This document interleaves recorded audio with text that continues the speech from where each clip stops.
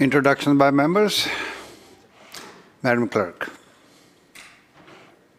Introduction of bills. Orders of the day. Government House Leader. Thank you so much, Honourable Speaker. In the main chamber, called Committee of the Whole, Bill 2, Employment Standards Amendment Act. In the Douglas Fir Committee Room, called Committee of Supply on the Ministry of Transportation and Infrastructure. In the Birch Community Room, we call Committee of Supply for the Ministry of Citizen Services. And after that completes, we call a Committee of Supply for the Ministry of Mental Health and Addictions. Committee chairs.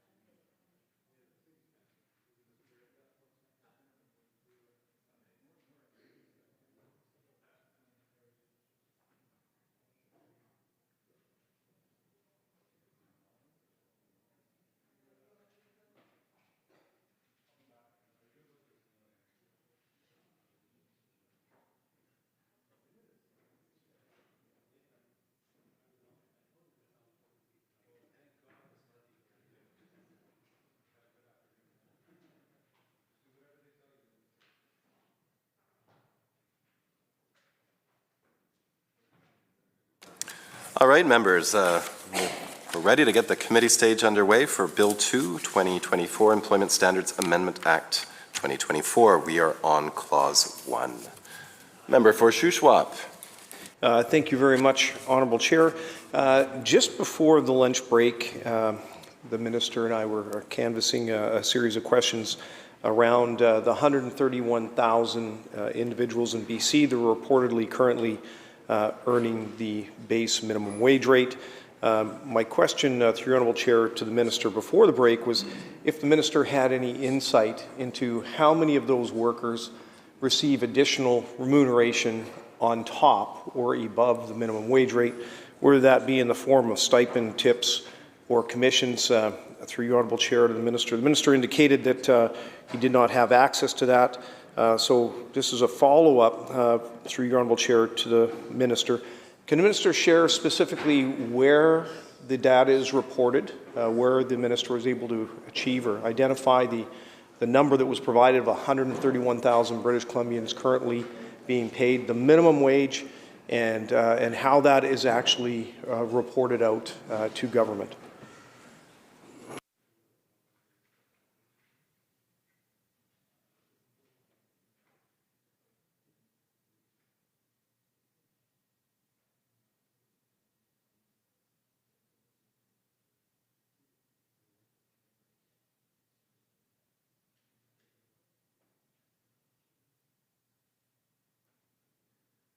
Minister for Labour. Thank you, Madam Chair. These numbers we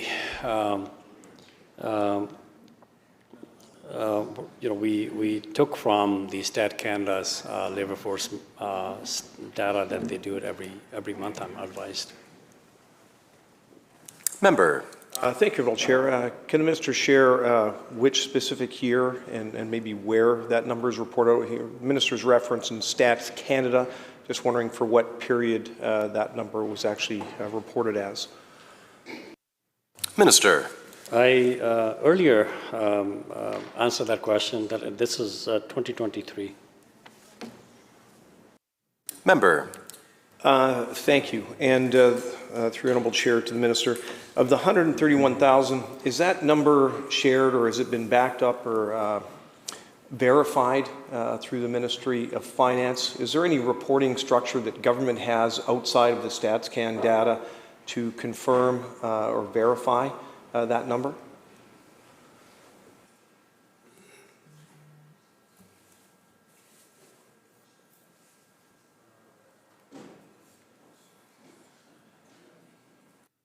Minister. Chair, I'm not sure there's anywhere else that you could verify these numbers. These are Stat Canada numbers. They are some of the most reliable numbers.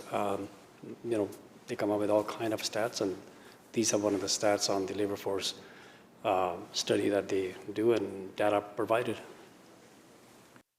Member. Thank you, Honourable Chair. And the methodology, is the Minister able to share what methodology is utilized in that StatsCan survey?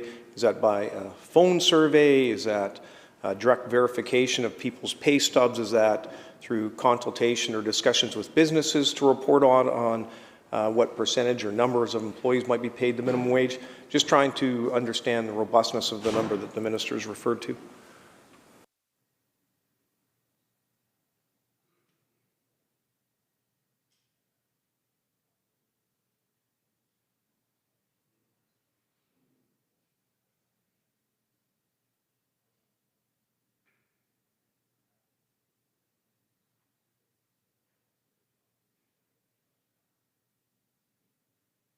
Minister. Thank you, Honourable Chair. This is Stat Canada. They conduct their analysis. However they conduct, I'm sure a member can find number for Stat Canada and inquire how they do that.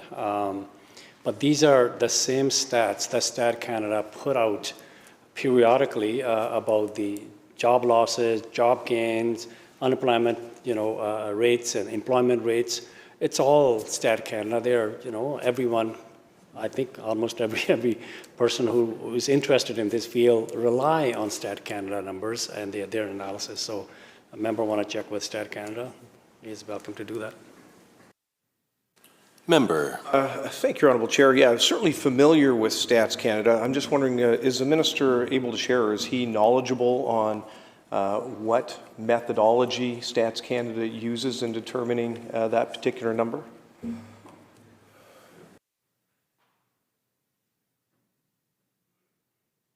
Minister. Honourable Chair, it had nothing to do with the bill before us. Member is asking me how Stat Canada do their business. And I'm not expert on that, and I don't have that under my ministry either, so member can inquire elsewhere for that information. Member. Thank you very much, Honourable Chair. Look, I appreciate the response from the Minister, but in introducing the bill, the Minister did recognize and stated that the concern and what has brought this legislation forward is concern for some of the lowest paid workers in our province. And when asking specificity on the number, the Minister responded by indicating it's 131,000. But the Minister also in his previous response is unable to determine or to advise if indeed those 131,000 individuals, if that is the only remuneration that they actually receive from their employers. If you're a commissioned salesperson working in a clothing store or working in a car dealership, certainly my experience has been that they are all legally obligated to be paid the minimum wage, but that is a small portion of their overall remuneration. And so, through your Honourable Chair, to the Minister, as we look at the magnitude or potential impact of those individuals that are really only entitled to and only earning or generating the minimum wage, through your Honourable Chair, to the Minister, can the Minister share, has any work been done whatsoever to determine how many workers in the province are only receiving remuneration based on the minimum wage, and if any work has been done in any way, shape, or form to make a determination on how many workers have additional income over and above the minimum wage rate?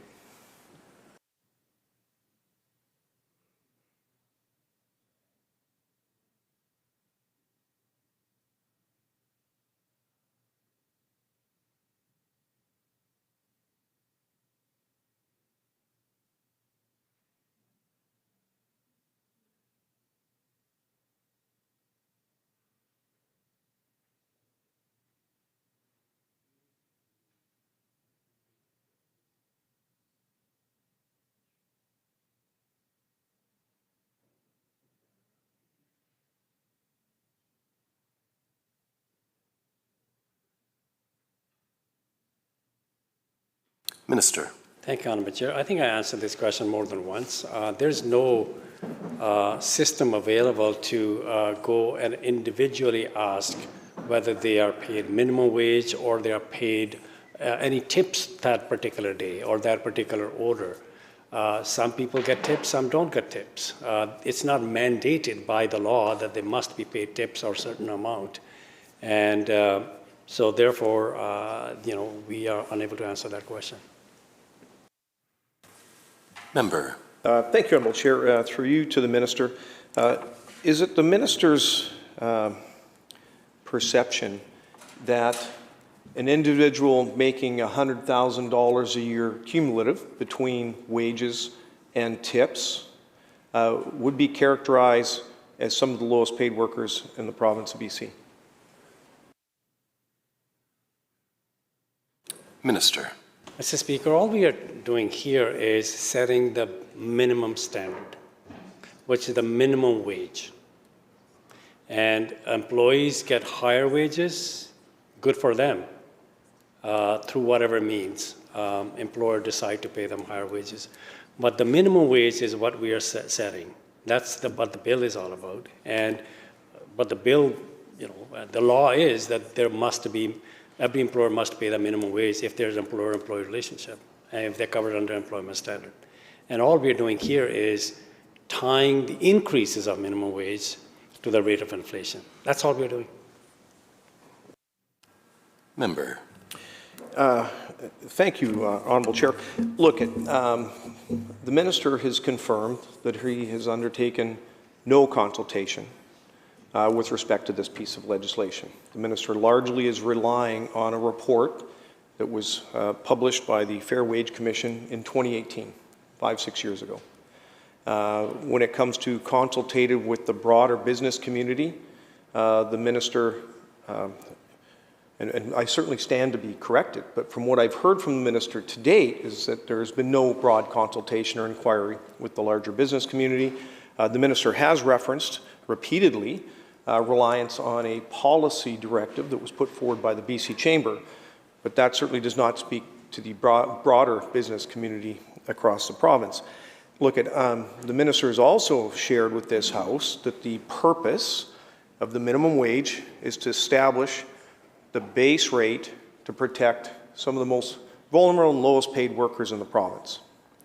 However, those individuals that are reportedly in part of the 131,000 individuals that actually earn or are paid the minimum wage rate have incomes far in excess of that.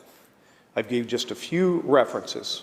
A worker that may be working in a clothing store, the base minimum pay rate at minimum wage, plus commissions that are on top. And this is pretty typical in the clothing sector. You look at car dealerships. I happen to know a gentleman that makes $150,000 a year selling automobiles, but he would be identified under this Minister's explanation as one of the 131,000 individuals being paid the minimum wage in the province. I think it's incredibly important for British Columbians to have a good understanding when the Minister refers to the minimum wage rate, the base rate for some of the most vulnerable individuals in the province, to have a clear understanding of how many workers are we talking about. Let me maybe go this way, Honourable Chair, through you to the Minister. There used to be a separate rate of pay, of minimum wage in the province for the service industry, largely servers that have the ability of generating additional income through tips or otherwise. Through your Honourable Chair to the Minister, can the Minister share prior to the change of legislation which eliminated the two-tier or the lower rate of minimum wage, what was the proportion of workers that were being paid the minimum wage, and then how many workers were actually being paid the server wage in the province of BC?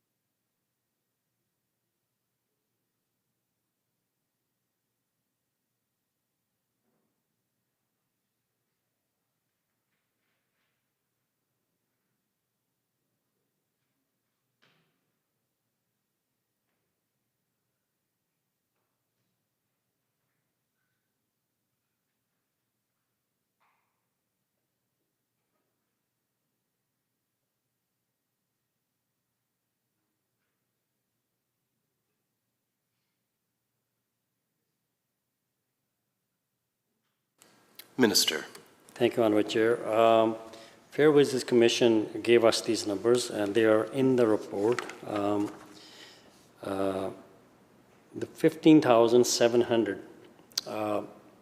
liquor servers were women, 3,600 were men, and that represents about 82% women liquor servers at that time. And I think, I think there's quite a bit work done by Fair Wages Commission. I recommend the member to read that report about liquor service, the myths, and some thoughts that why their wages are lower because the tips are taken. And they cleared up many of those myths in there. And I don't have it here, but yeah, a big majority of them were not even making $15 an hour at that time, despite the tips. So I think that was the right thing to do. That's why we did it. But today we're talking about tying the minimum wage increases to the rate of inflation of previous year. That's what this bill is all about. Member. Thank you, Honourable Chair. The Minister's response referenced that a majority, I believe the Minister had indicated that a majority of workers, even with their tips, were making less than $15 an hour. Can the Minister point to where he's drawing that conclusion from, or where that information exists? Minister. Find that and get that to you. Member. Thank you very much. Through you, Honourable Chair, so look, I appreciate Stats Can may not be providing the specific data that I'm looking for, but I do believe it's incredibly important when there's new legislation before the House, especially legislation that, as the Minister has characterized, is deemed to provide certainty and protection for the lowest paid workers in the province. But through this line of inquiry, I think we've identified that there are workers that are included in that 131,000 number that the Minister provided that are making wage rates that are far in excess of the minimum wage. My colleague for Peace River South had just shared with me that his son years ago was working in a furniture business, being paid minimum wage, but he was also in sales and received commission on top of. I think if we've ever been to Best Buy or a car sales dealership, we likely would be working with an individual that is probably paid the minimum wage rate. And I think it's incredibly important for the Minister to be able to provide a bit more context as far as how many workers in BC is this legislation really intended to provide protection and certainty for? Because as I shared before lunch, I've got 4 daughters. They all worked in the service sector when they were going through college and university, making a significant amount of money. I know that some of my girls during the summer months in Sicamous were making, when you took their base wage plus their tips, they were making a higher hourly wage rate than welders that I had working in my manufacturing facility. And so if indeed the intention of this change is to protect the lowest paid workers, I think it's really important for us to have a better understanding of how many workers only receive the base minimum wage rate in the province. So through your Honourable Chair, to the Minister, is the Minister able to indicate how many workers are paid solely the minimum wage rate in BC? Is that 20,000? Is that 40,000? Do we have any idea, or does the Minister have any idea on how many workers this legislation is actually going to provide protection for? Minister. Honourable Chair, I will refer to the previous question where I received that number. The liquor servers, how many of them are making minimum wage? The, again, Fair Wages Commission report of 2018 said liquor servers are overrepresented in the low hourly wage categories as well. About 16% earned less than $10.85 per hour, which includes tips. The minimum wage in 2016, that was the minimum wage that they were talking about, compared with 4.6% of all employees. About 68% earned less than $15 an hour, including tips. So, Honorable Speaker, again, I said it earlier, that's exactly where he's going, making all kind of argument why minimum wage should not be increased. Because somehow, in his world, they're making hundreds of thousands of dollars with commissions, with tips, so there's no need for increase. We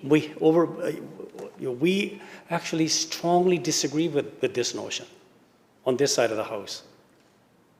Now, he comes with the philosophy and ideology that the minimum wage workers should be left on their own, as they did when they were in government. They were on this side of the House. So he's backing up all those arguments that government used at that time, his party used. For 10 years, those rates were frozen. 10 years, when the inflation was going up and up and up. And he's making the same argument today. We disagree. Thanks to the campaigns and thanks to education brought on by all the workers out there and their representatives, from lowest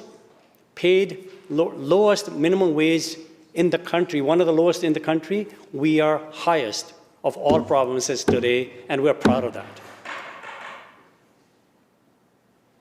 And we are following the recommendations of Fair Wages Commission. Unlike that government, they send one person in their boardroom, rewrite the WCB Act, rewrite the labor code, and rewrite employment standard. We consulted overwhelmingly.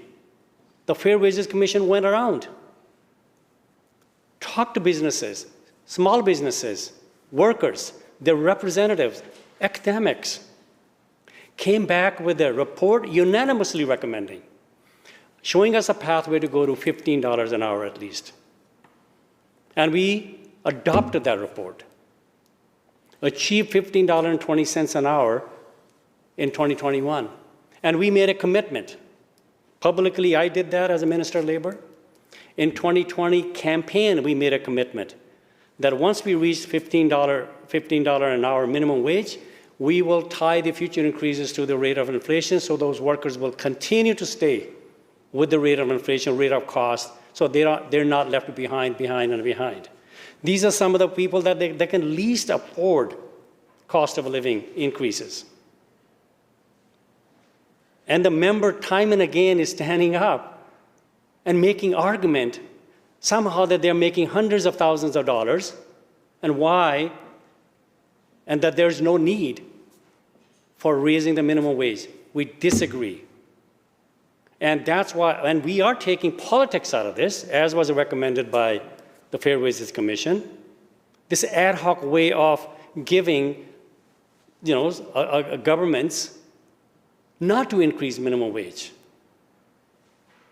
That's the kind of flexibility the member is arguing, that flexibility need to be with the government, not to increase minimum wage. He hasn't said once that it should be CPI plus something. Not once.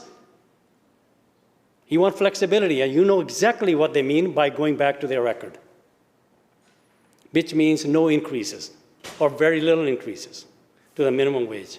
We disagree. This is the right thing to do. And through all kind of consultation, following the recommendation of Fair Wages Commission and following the recommendation of BC Chamber of Commerce, who represent, by the way, 1,000 chambers of commerce in the province, because they all agree this is the right thing to do. Member. Thank you, Honourable Chair. Hey, look, the Minister is mischaracterizing the line of questioning and inquiry. I'm trying to just establish what work, if any, the Ministry has undertaken with respect to the consultation that is required across BC. As the Minister has recognized and actually stated that the legislation before us is largely being directed to avoid political pressure. There are organizations like Living Wage BC that are looking for increases significantly higher than CPI. The Living Wage organization has indicated that the current minimum wage rate in British Columbia is $8 an hour less than what they believe to be a living wage in BC. The legislation will no longer allow the flexibility for government to make incremental adjustments either higher or lower than CPI. This legislation will make it extremely difficult for government to ever give consideration to increasing the minimum wage at any rate higher than CPI. If CPI happens to be zero, I guess minimum wage workers should just be content to know that their lot in life is not improving whatsoever under this legislation. And that is the challenge. There's been a lack of consultation, either with the business community or with organizations like Living Wage BC. The legislation before us is being brought forward through the minister's own admission to avoid future political pressure. And I appreciate that the BC Chamber came out with a positions paper or a policy recommendation to provide certainty and predictability. And I don't deny them the need and necessity for that. And largely, that recommendation was because of the historic increases in minimum wage over a number of years and the pressure that business has been put upon. Look at businesses don't operate in a vacuum. The competitiveness of businesses in BC is at an all-time low. There's been a continual increase of taxation pressure on businesses over the last number of years. And yet, when government has an opportunity to actually make legislative changes internally to reduce the amount of taxation that may be paid by some of the lowest paid workers in the province, we hear crickets. But when there's an opportunity to put additional pressure on businesses in BC, that's where they go. Through you, Honourable Chair, to the Minister, look at, the Minister has indicated that the need and necessity for tying the rate of future increases to the minimum wage to CPI is to provide predictability and to ensure that the minimum paid workers in the province are not falling behind. Has the Minister given any consideration, or has his government given consideration, to potentially looking at raising the minimum rate for taxation in the province so that individuals would actually be paying less taxation overall? Has there been any other consideration with respect to how we may better address some of the lowest paid net earners in the province of BC? Minister. Mr. Speaker, sometime I think we will ask you to make a ruling because some of the questions are repeated over and over. And I get it. The member doesn't like the bill. Well, that's the argument he's making. Why going this route? Now, can we actually debate the bill? Thank you, Minister. Member on Clause 1. Thank you very much, Honourable Speaker, or sorry, Honourable Chair. Look,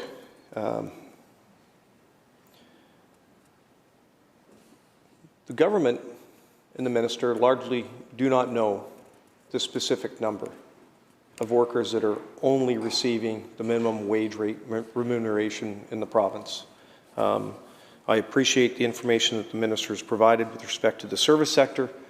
But as identified, everything from furniture salesmen to those that may work at Future Shop or Best Buy, all of our commissioned salespeople in the province of BC, they also generate income in addition to the minimum wage rate. And it's unfortunate that, that the minister responsible for labor in this province doesn't have certainty around how many workers are only receiving that minimum wage rate in the province. So, you know, I think that as we look at the context of this bill, I think it's incredibly concerning that the work hasn't been undertaken to really better understand those that are the lowest income earners in the province and what opportunities government may have to provide a series or a suite of different supports and services.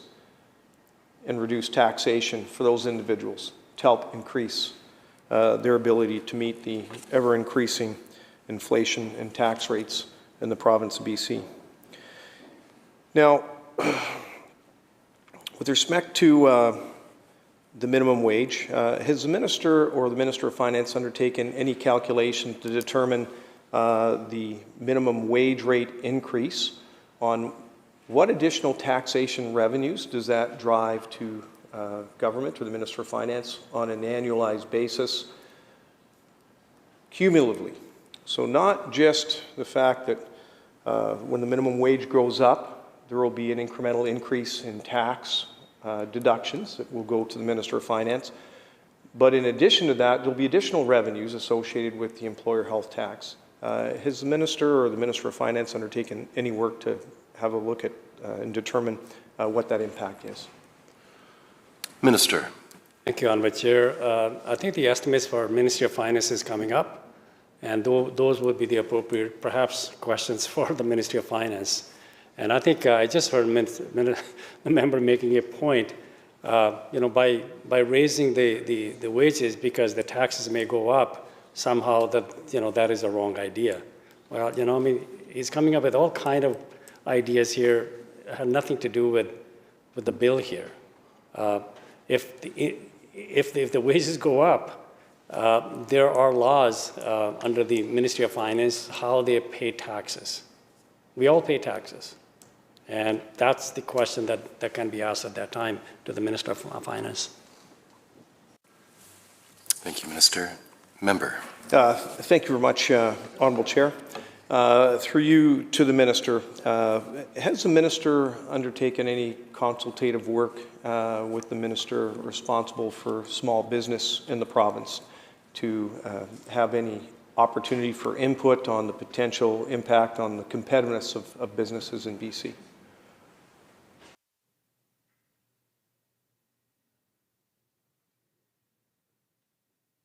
Minister. Thank you, Honourable Chair, and the member will know the decisions are made at the cabinet table and all ministers are involved. Member. Thank you very much, Honourable Chair. Through your Honourable Chair to the Minister, is the Minister able to share were any cautions or concerns raised by the Minister that largely has responsibility for economic growth in this province with respect to any potential impacts of further increases in the minimum wage? Minister. Speaker, member also should know cabinet confidentiality. I can't divulge who said what. Clause 1, member. Thank you very much, Honourable Chair. Last year, the Minister brought forward a new piece of legislation which largely gave direction that those working in the gig sector or precarious workers would no longer be entitled to be, the change was that they would no longer be considered to be contract workers, but we would be actually identified as employees under the revised legislation.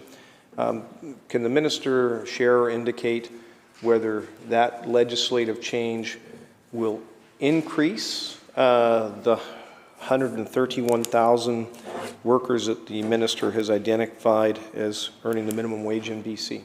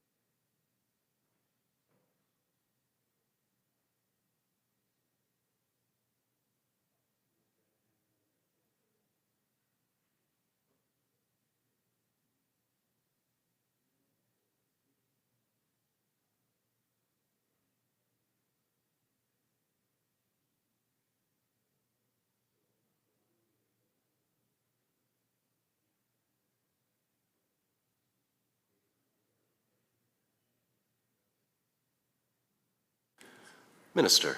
Thank you, Honorable Chair. And the member mentioned bill to cover the gig workers, ride hail and food delivery. And we're developing regulations. And, again, we are trying to establish basic minimum standards for those workers, like all other workers. But because, they are unique industry, and so there will be the ways to address the uniqueness of that industry. And then the Stat Canada will make that decision, who's included, who's not included, when they are determining how many people actually are paid minimum wage. So I'll leave it up to them, who fits in their criteria. Member. Thank you, Honourable Chair. I believe, if I recall the debate on the previous, the bill the Minister referenced, there's about 50,000 precarious workers in the province of BC. When the regulations are formalized, which I anticipate will be largely later this year, those workers will no longer be determined subcontractors. They will be identified as employees under the Act.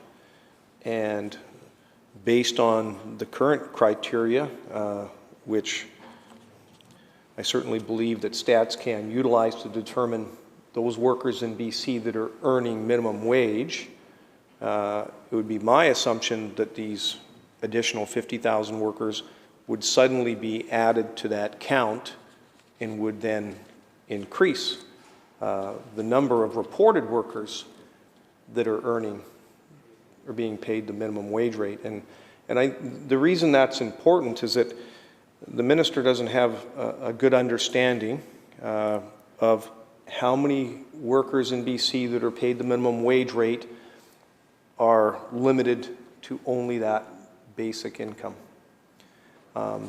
As we know with gig or precarious workers, there's additional monies that are paid to them, typically in the forms of tips.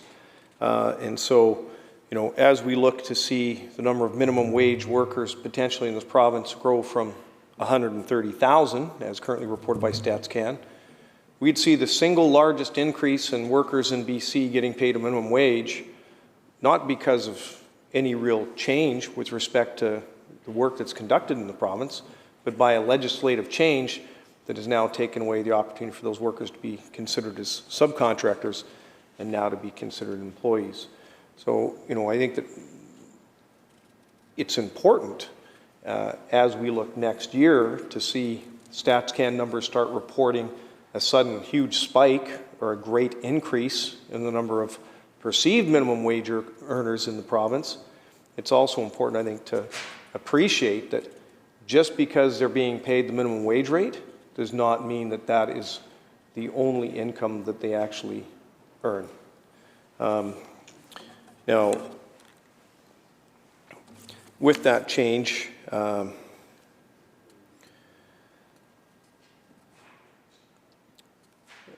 this is, I'm going to get to the specifics, I think, of the bill now.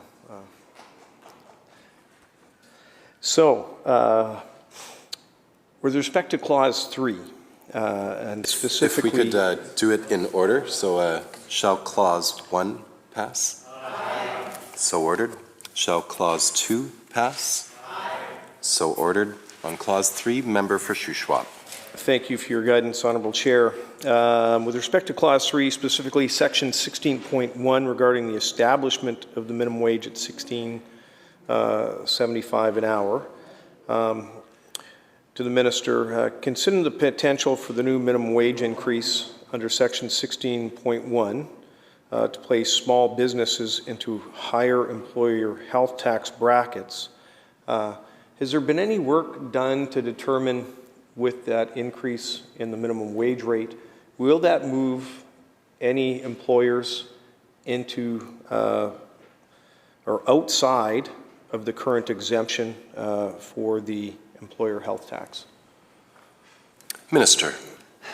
Speaker, it had nothing to do with the bill, but the question is being asked. But member know that the Minister of Finance made a decision when she delivered our budget that the threshold has been increased from $500,000 to $1 million for businesses to pay health tax. And that is going to help a lot of businesses. 90% of the business will not pay as a result of that health tax. Now, this work is the, I believe that it depends how many employees an employer has, what their payroll totals to at the end of the day. And those are the questions I think, again, if a member choose to pursue any further, should be asked the Minister of Finance at their estimates. But right now, we're talking about increasing the minimum wage and tying it to the rate of inflation. And as a result of that, June 1st, minimum wage in BC will be increased to $17.40 an hour. Member on Clause 3. Thank you very much, Honourable Chair.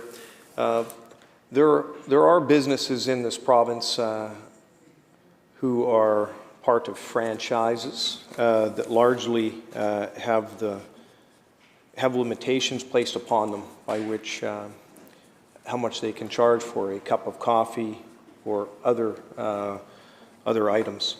For businesses that do not necessarily have the opportunity of passing on any price increases to their clients, has there been any discussion outside of Cabinet, but with the other ministers that may be concerned about the reduced competitiveness of BC businesses? Has there been any discussion or considerations on how those businesses that do not have the ability, I guess, by raising their prices to offset increase in labor costs or otherwise, has there been any discussions on how those businesses will be impacted by the proposed increase that's part of this legislation?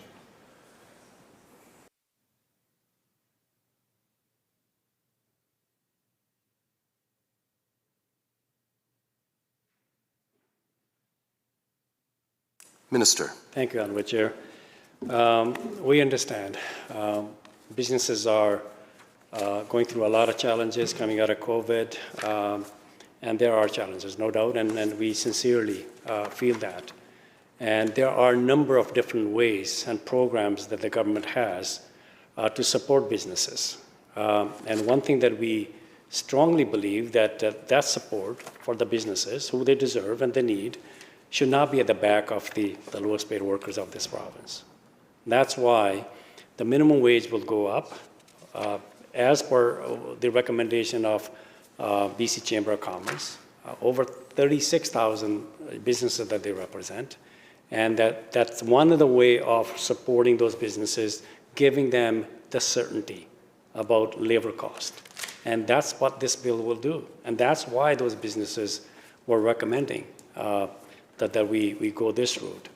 Now, if the member probably have more expertise than those 36,000 members and represented by the BC Chamber of Commerce, then maybe he should stand up and say that somehow they're wrong and that member is right, and he's got some different, data and science available to say that how BC Chamber of Commerce is wrong, and how Ken Peacock, who was a member of the Fair Wages Commission, somehow he's wrong.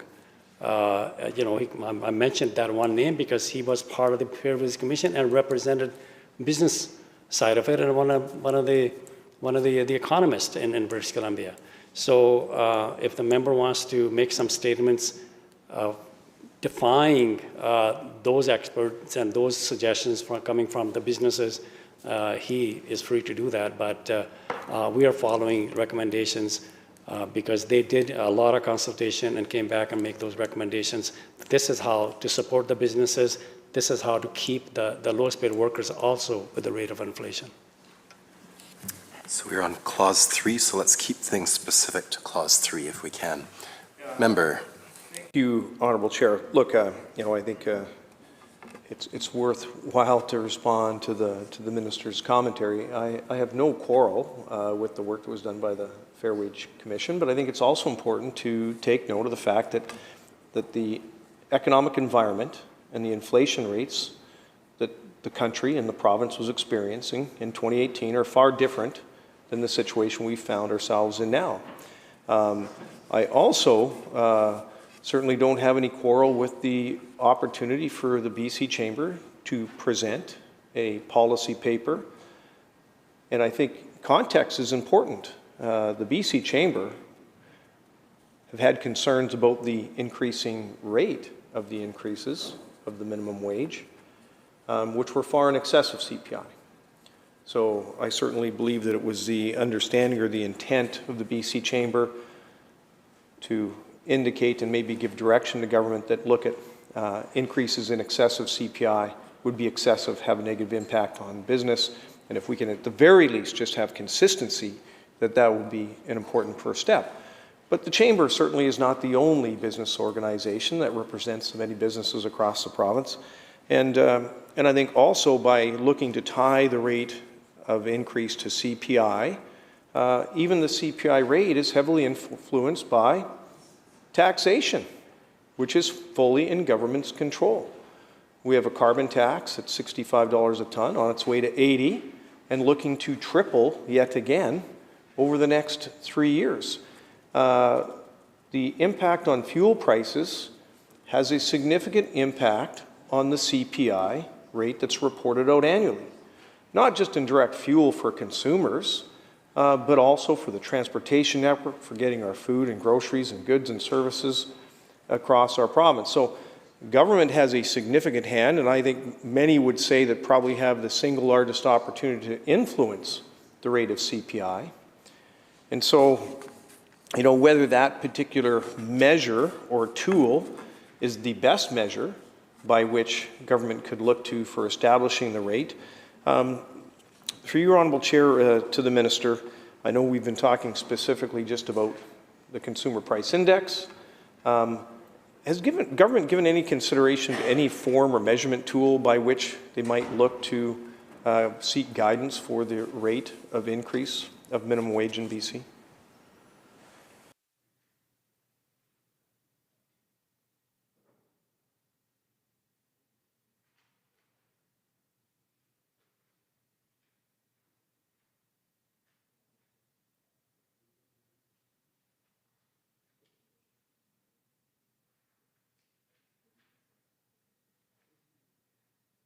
Minister.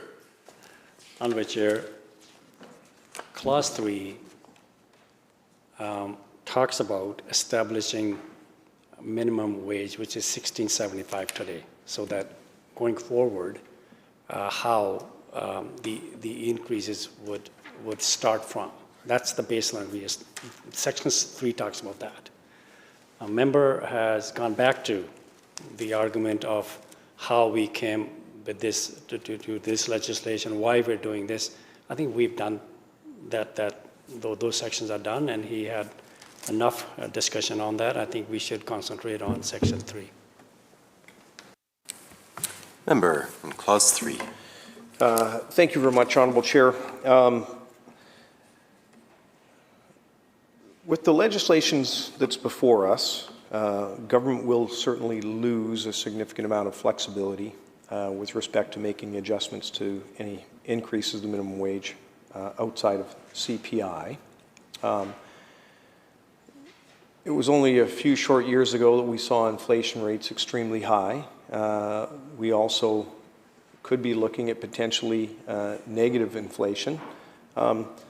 Is there, I guess, through your Honourable Chair to the Minister, what would be the mechanism if his government in the years ahead were faced with an inflationary pressure of 12 or 14%?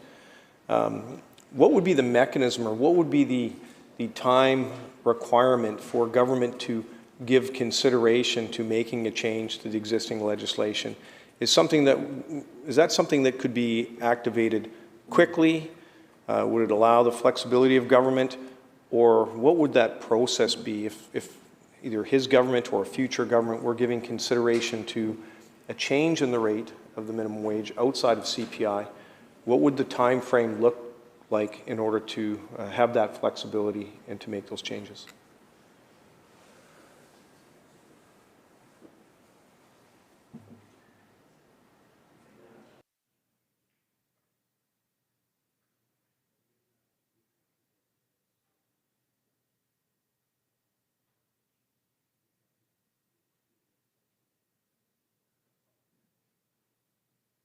Minister.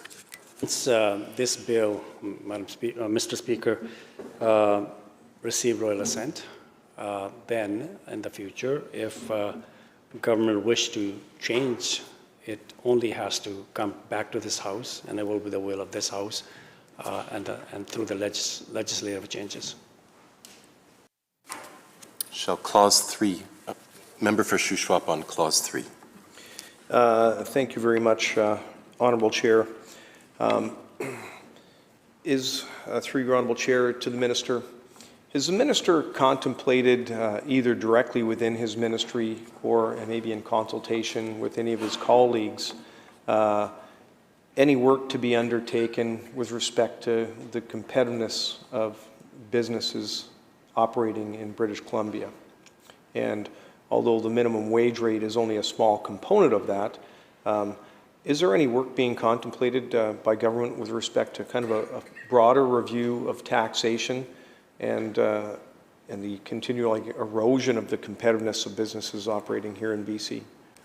If I might ask the member to focus his questioning on Clause 3.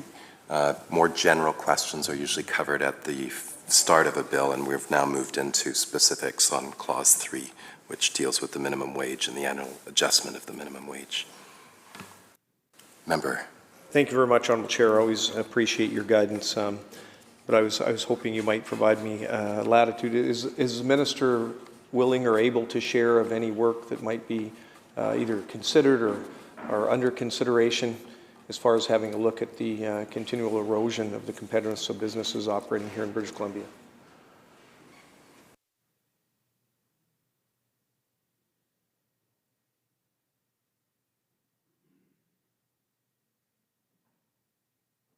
Minister. Thank you, Honourable Chair, and welcome. The previous chair actually directed the member to concentrate on Clause 3. This question does not belong here. His colleagues have canvassed other ministry through estimates for the last number of days, and perhaps the member should actually go back and read the answer if he's interested in that type of information. Shall Clause 3 pass? Aye. So ordered. Shall Clause 4 pass? Aye. So ordered. Shall I find the page? Shall Clause 5 pass? Aye. So ordered. Shall the title pass? Aye. So ordered.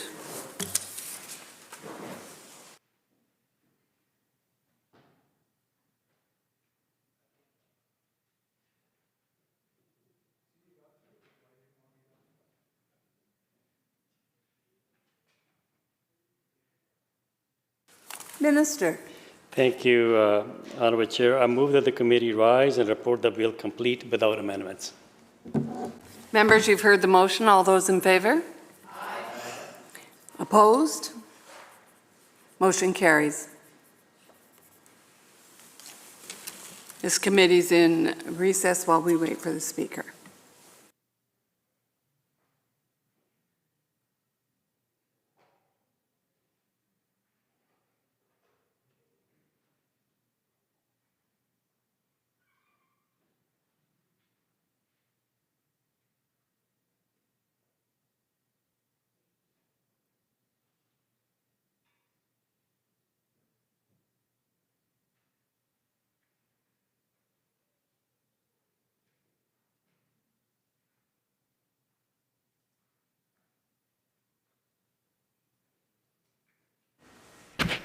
Committee Chair.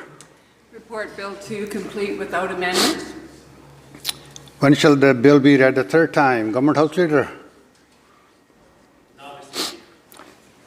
Member, the question is third reading of Bill number 2, Employment Standards Amendment Act 2024. All those in favor indicate aye. Aye. Oppose? Motion carried. Bill number 2, Employment Standards Amendment Act 2024 has been read third time and has passed. On division. Government House Leader. I call Committee of the Whole Bill 4, Municipal Affairs Statutes Amendment Act. Committee Chair.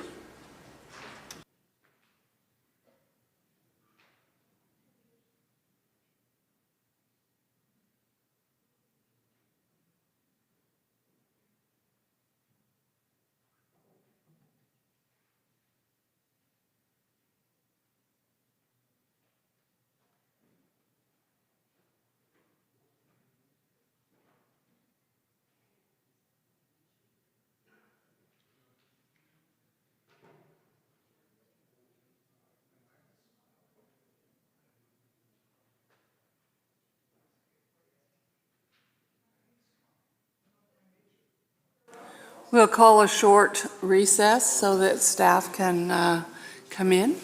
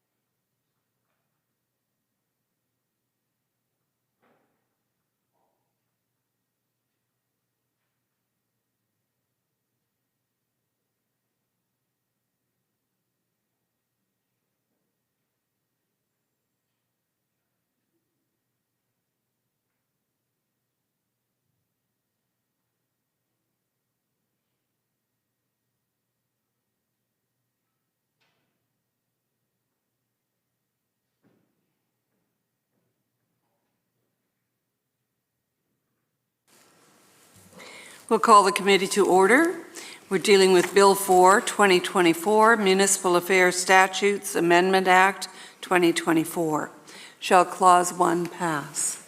Recognizing the member for Penticton. Madam Chair, thank you, and through yourself to the Minister and her staff. First of all, I'd just like to start off and say that BC United Caucus supports the modernization of the legislation, and we are very, very supportive of including First Nations and other local governments in the preamble of the UBCM Act. So my questions will be just based around the process and how it took place. And also, through yourself, Madam Chair, I would just, to the Minister and her impeccable staff, I would just like to say thank you, not only for my past dealings with the Municipal Authority, almost said Finance Authority there, apologize, with those in the ministry. I've always had an incredibly good relationship, and both at the City of Penticton and at the Regional District of Okanagan. Whenever there have been issues arise, the staff are always forthcoming. And it makes a huge difference for those elected to have that guidance coming from individuals like which are employed in your ministry. So thank you very much through that. So quickly on Clause 1, the last day of February was chosen. Is that just so that people at the ministry, at the regional districts can get their appointments in time? Is that one of the dates, the date that was specifically chosen was the end of February?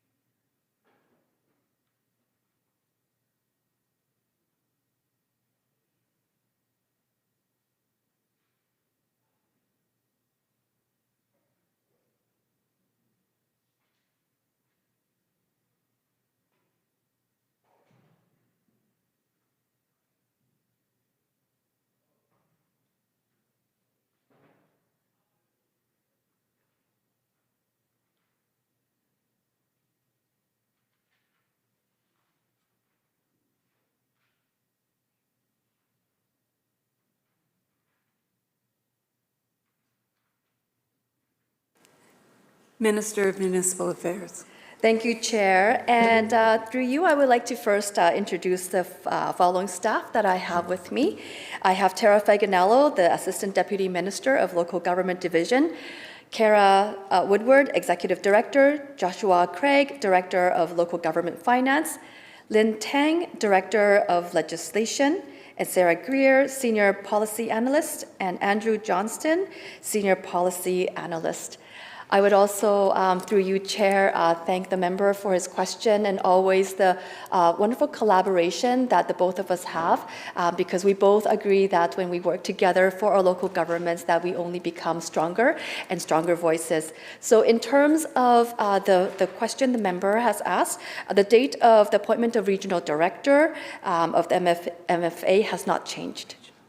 Sorry, the regional district of the MFA has not changed. Thank you. Member. On clause 1, I'm fine. Thank you. Shall Clause 1 pass? So ordered. Shall Clause 2 pass? Member. Thank you, Madam Chair, and through yourself again, March 31st, normal for a fiscal year end for governments, and by substituting, they're putting May 15th, so it allows another 45 days to get, I'm assuming, information in. Is there any conflict between Municipal Finance Authority and the regional districts / governments on that extension of that date by 45 days?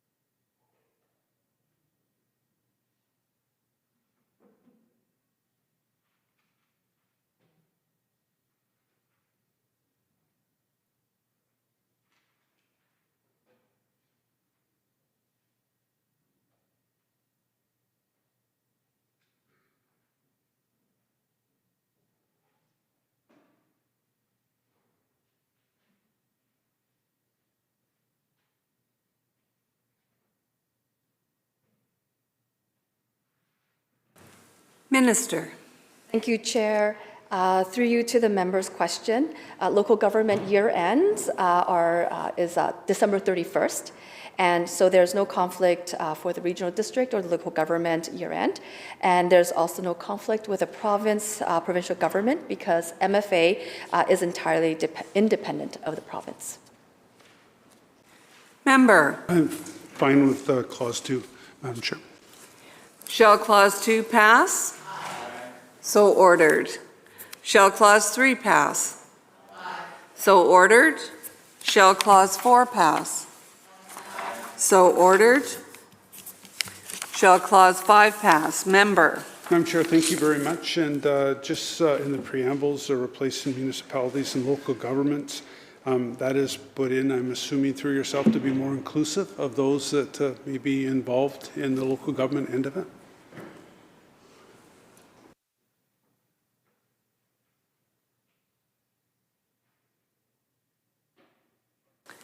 Minister. Chair, and the answer is yes, this amendment will make the preamble of the Act inclusive of both municipalities and regional districts. Member. Madam Chair, thank you. And just reading ahead and seeing that who can participate, may I ask a question? Are First Nations considered underneath this as local government?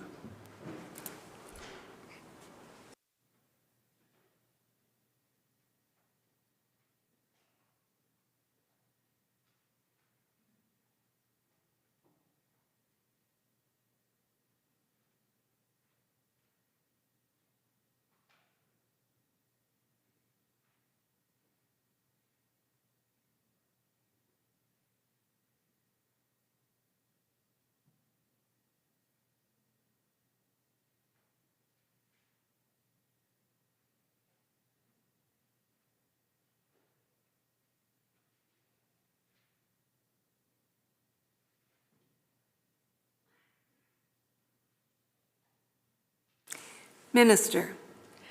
Thank you, Chair, and through you to the member's question. First Nations are their own order of government and not a local government. However, some of them are members of the UBCM. Member. Madam Chair, thank you very much. And to the Minister, that's very good to see and very inclusive. And I'd like to see more and more. And I hope the opportunity is extended to all First Nations in British Columbia because, as the Minister had just previously said, we get a lot further working together than having the differences sometimes that appear outside of those not being at the table and hear actually what is transpiring.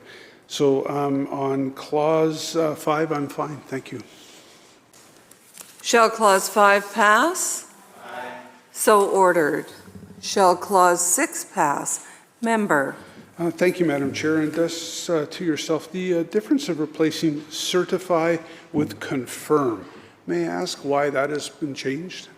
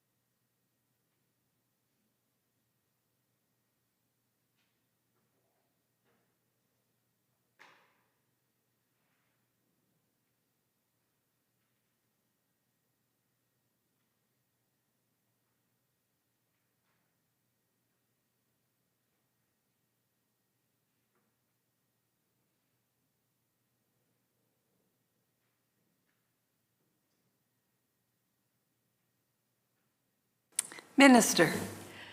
Thank you, Chair, and thank you so much to the member for that question. So the amendment regarding area association will clarify that UBCM's role regarding area association is only to confirm that the existing area associations are legitimate and that UBCM has no further role in overseeing area associations. No changes to the existing area association systems are anticipated, and these changes are intended to ensure that the text of the UBCM Act reflects the current reality of UBCM. Thank you. Member. Madam Chair, just for yourself to the Minister, municipalities pay a fee towards UBCM for being part and parcel of it. Will that be extended also to include First Nations? Are they going to be responsible to be required to pay a membership fee? And that's, I'm using that term loosely, but be able to pay to be part of UBCM?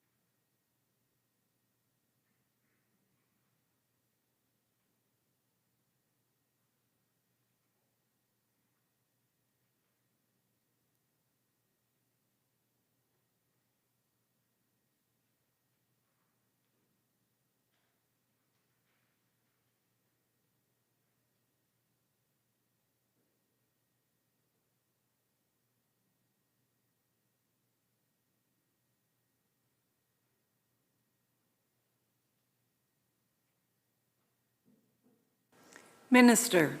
Thank you, Chair. So First Nations, they do pay a cost to the UBCM for things like conventions and tools and the support that they get. That's for the UBCM. In terms of this legislation here, there is no change to this legislation to that practice. Member. Madam Chair, I'm fine with 7 and 8 clauses. Shall clause 6 through 8 pass? So ordered. Shall clause 9 pass? Member. Madam Chair, I'm fine with clause 8 and 9 also. Shall clause 9 pass? So ordered. Shall clause 10 pass? Member.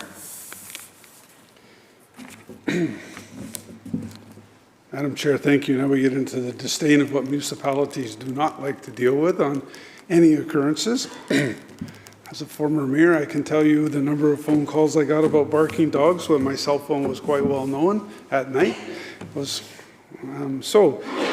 clause 10, just standard, that relocates the definition of of an animal control officer. That is just a change. So number 10 is fine, Madam Chair. Shall Clause 10 pass? So ordered. Shall Clause 11 pass? Member. Madam Chair, thank you very much. So it just allows the council now to delegate the responsibility of, instead of having to deal with it at a council level, and just a collaboration on that. So the delegation is being transferred to animal control officers, and I'm assuming a department within the city.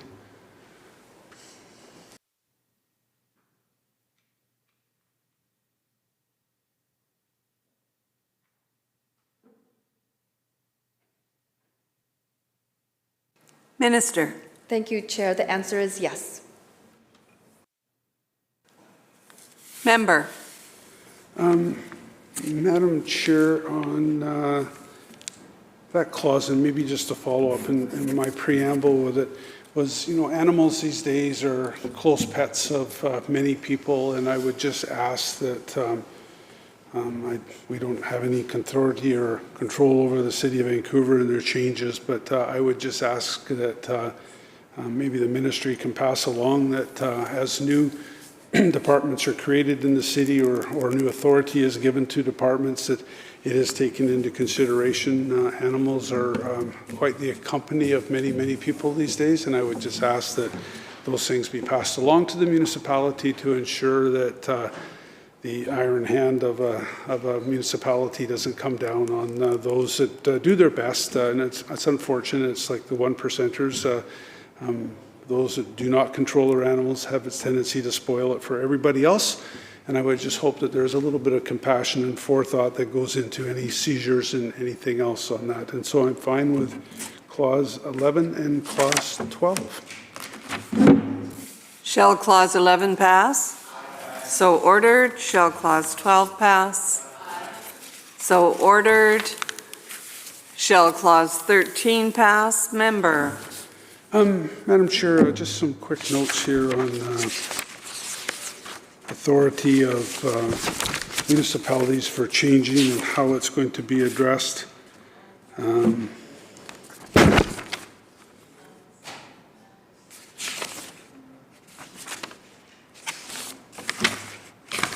you want to take this? Just take one. Do you want to go first? Just take it. I just got to grab the notes on this. Excuse me for a moment. Recognizing the House Leader of the third party. Yeah, thank you, Madam Chair. And just a few questions here with respect to the changes to the landscaping requirements to the Vancouver Charter. And I was considering whether or not I should ask this block of questions because it does extend into a few other acts where landscaping changes requirements may be imposed. The community charter that then also informs the Local Government Act and as well the Islands Trust Act. But I thought that I could take care of this business and the questions that I have dealing with exclusively in Section or Clause 13 as we see it here. So I'm just wondering if the minister has considered the impact of the changes that were made in Bill 44 last fall to the tree canopy, that presumably this clause is attempting to address.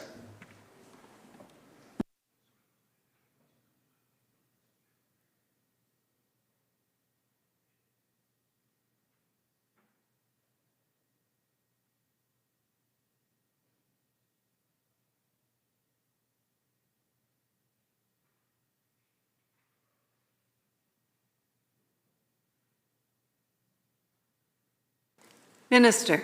Thank you, Chair, and thank you to the member for that question.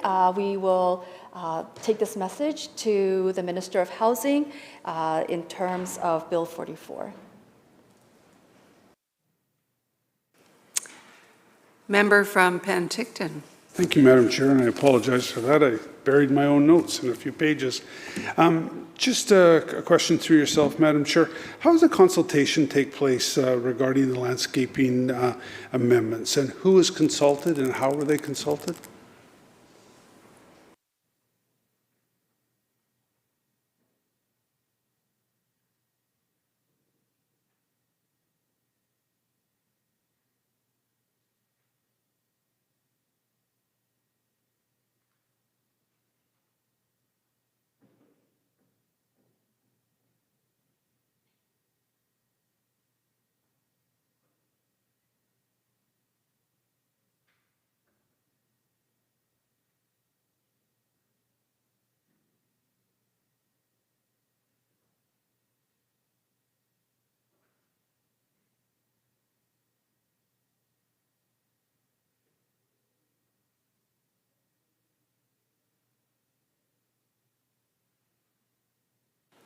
Minister. Thank you, Chair. So we consulted with the City of Vancouver, specifically the Planning Department, and this particular request was from the City of Vancouver to our ministry. Member. Madam Chair, thank you. And through yourself, was private sector consulted, or those that are building and are faced with what may be dictated to by the Corporation of Vancouver through development permits and development zones and development permits?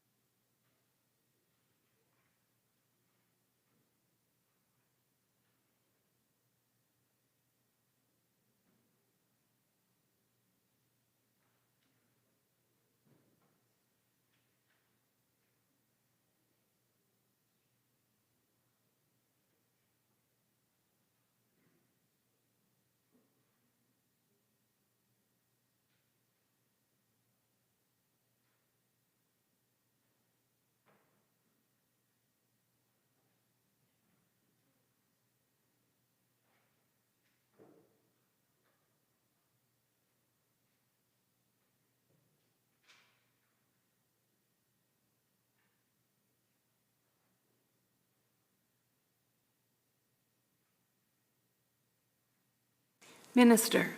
Thank you, Chair. So from the province, we did not directly consult with developers. This would be the role of the City of Vancouver. The process amendments will allow Council to use a more streamlined development permit process to require trees and other landscaping and to speed up approvals that will bring more housing more quickly. Member. Thank you, Madam Chair, and through yourself to the Minister. Listen, we all want to see things go up more quickly. We want to see more housing provided, but we also want to see that there's not other onerous demands being made on those that are providing it. And one of my questions is, does the Minister know how many changes have taken place at the City of Vancouver for this amendment that is being proposed?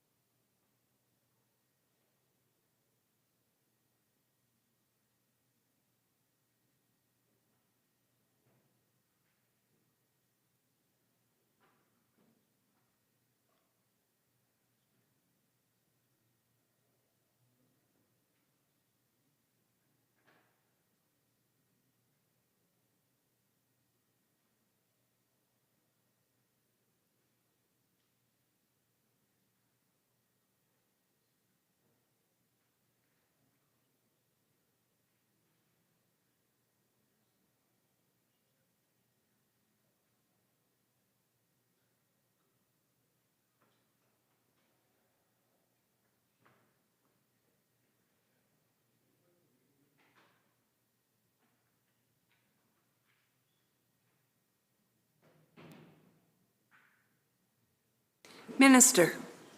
Thank you, Chair. Under the existing legislation, Vancouver has required developers to go through a longer development approval process that is subject to any conditions and requirements determined by the Director of Planning.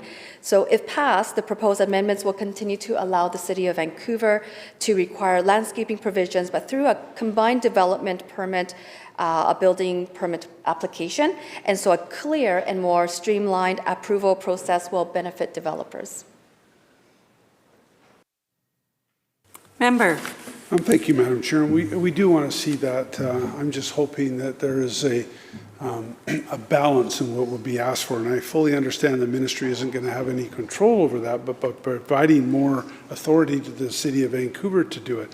At home, we're in a semi-desert area. We're allowed to use xeriscaping. It's a huge saving of water and that. And I just don't know what the policies of the city may be. And I know my good friend from Saanich and north of the islands. I know he's talked about the canopy, and the last thing we want to see is a concrete jungle in the city. We want to have, the West Coast is known for its incredible beauty. I'm just hoping that by expanding the authority over to the city and through the Vancouver Charter, that there is going to be some checks and balances. And I'm not so sure if that is through yourself, Madam Chair, if that is through the ministry, or is that is something that has to be dealt with at the municipality of Vancouver.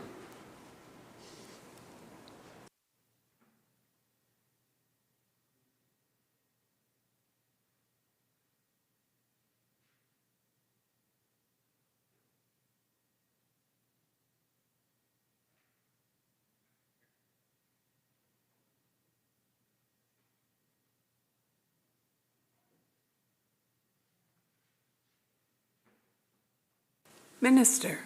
Thank you, Chair. Through you to the members. So these amendments are making amendments to the existing development approvals in the Vancouver Charter, and it is to help them resolve the inefficiencies that they do see in their system right now. And so they endeavor to protect the tree canopies.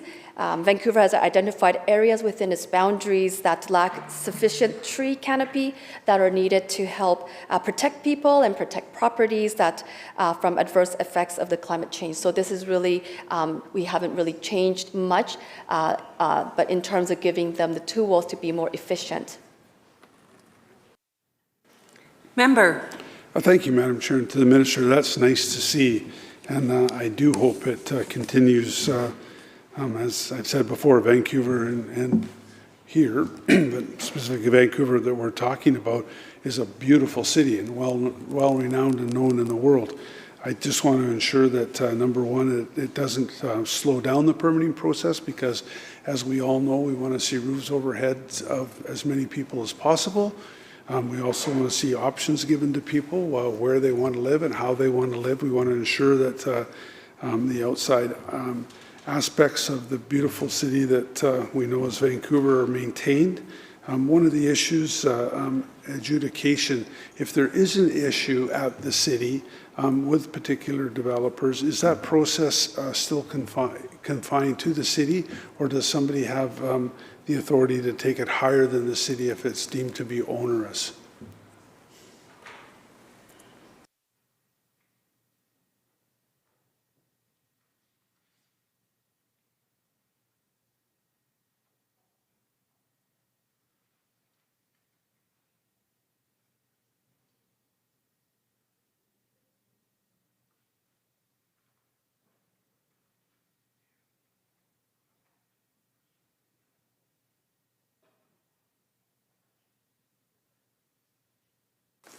Minister. Thank you, Chair, and through you to the member. The process has not changed. It is just more streamlined to a point where people are clear, developers are clear of the pathways and timelines that they have. And so through these amendments to my ministry, we support the City of Vancouver in their efforts to increasing housing supply, to streamline the process, as well as tree canopy in their city to benefit the residents of Vancouver. Member. And thank you, Madam Chair, and through yourself, I know my peer will probably discuss on it, but the climate change adaptation objectives that are proposed and are being accommodated for around British Columbia, do the guidelines that are being proposed at this time to give Vancouver the authority on this, will they ensure that it does meet the objectives of the provincial guidelines?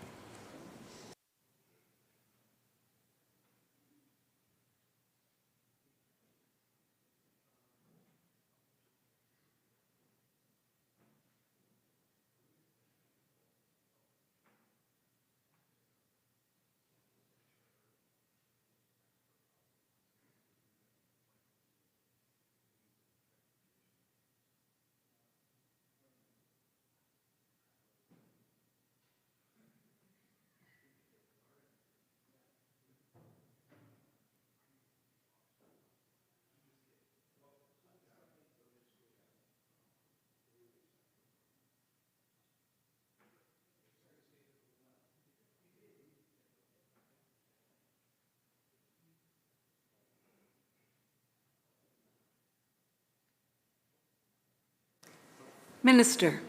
Thank you, Chair. The City of Vancouver has their own climate change strategy, and this is in support of their tree canopy strategy. Member. Madam Chair, through yourself and to the Minister, I hope we align on that. Don't want to see every area, and especially with provincial being above it, having different ideas to what Vancouver maybe has. So I hope there's some discussion amongst the province and the Corporation of Vancouver. Thank you. My questions are finished. I'm turning over to my peer from Saanich and the Islands, and one closing remark at the end. So, Madam Chair. Recognizing the House Leader of the third party. Yeah, thank you. Just circling back to the question that I asked, just wondering if the consultation that was that occurred with respect to the protection of the tree canopy. I referenced Bill 44. The minister has asked me to circle back with the Housing Ministry. We're talking about a change in an act that's the responsibility of the Municipal Affairs Minister. And I'm just wondering, with respect to the protection of the tree canopy, does the minister consider the changes that were made in Bill 44 last year do indeed say what she says is happening in this bill, and that is the protection of the tree canopy?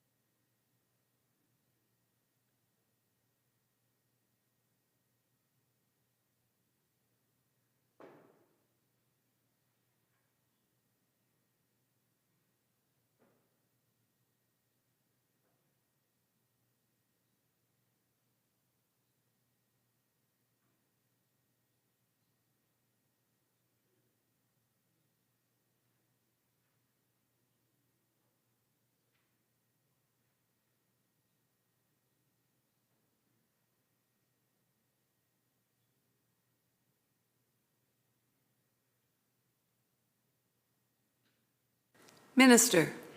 Thank you, Chair, and through you to the member. So the goal of Bill 44 is to increase the supply of housing to market, whereas the goal that we're talking about today is the Vancouver Charter, which is different. The City of Vancouver has different land use planning powers when compared to other local governments. So this one will allow them to streamline their development process and protect tree canopies at the same time. Member. In the debate on Bill 44, the minister was explicit in noting that the changes to this the SMU's small-scale multi-unit development, that there would be no protection of the tree canopy. I'm wondering if the minister can explain to me how the initiative of the housing minister last fall under Bill 44 and this initiative interact with each other.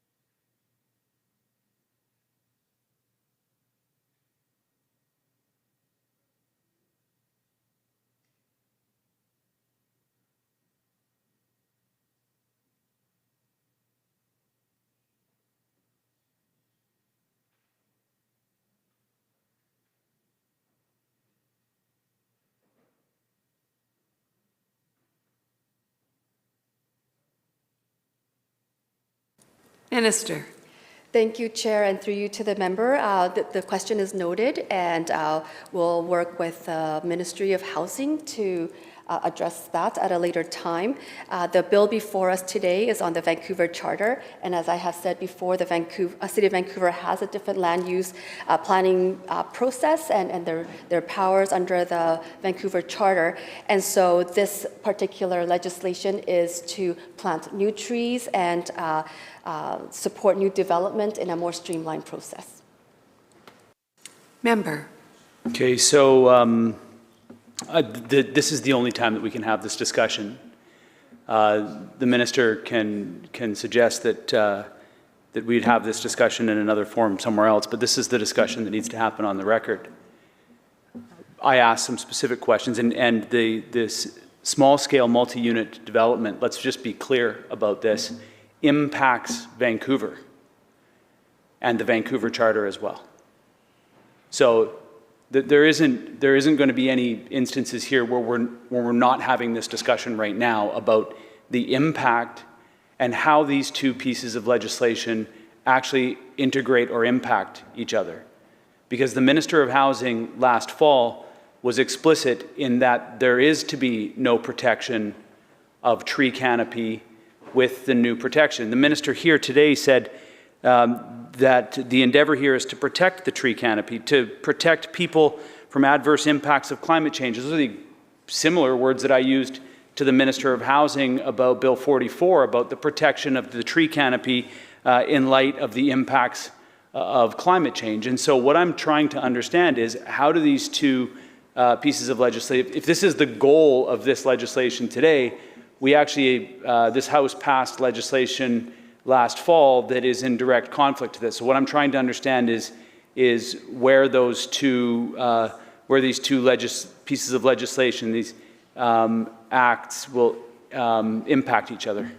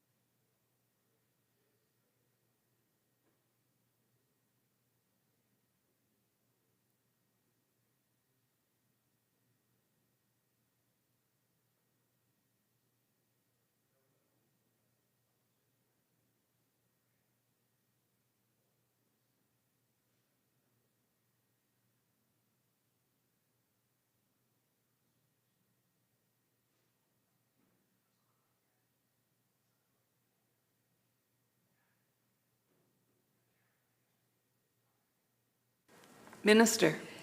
Thank you, Chair. Our ministry consulted with the Ministry of Housing between these two bills, and these two bills do not conflict with each other. This bill was brought forward through a request from the City of Vancouver so that we can help them streamline their process, deliver more housing, and as well protect tree canopies in the City of Vancouver. Member.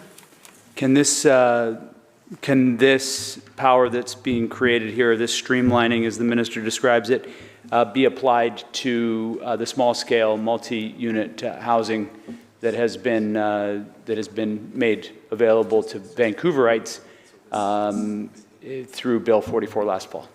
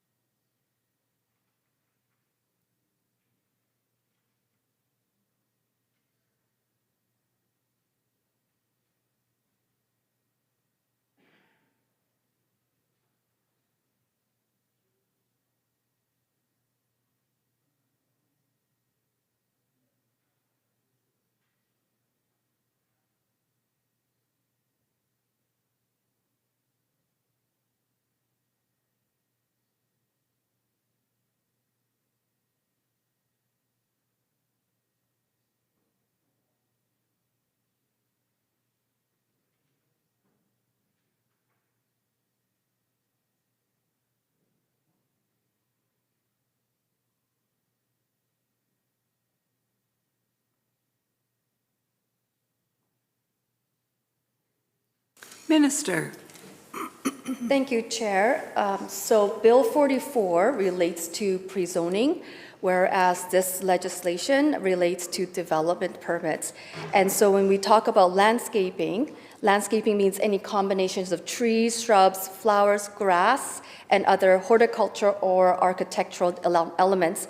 In addition to landscaping, to a development can help provide shade or reduce soil erosion, increase air filtration, manage stormwater runoff, as well as other environmental benefits.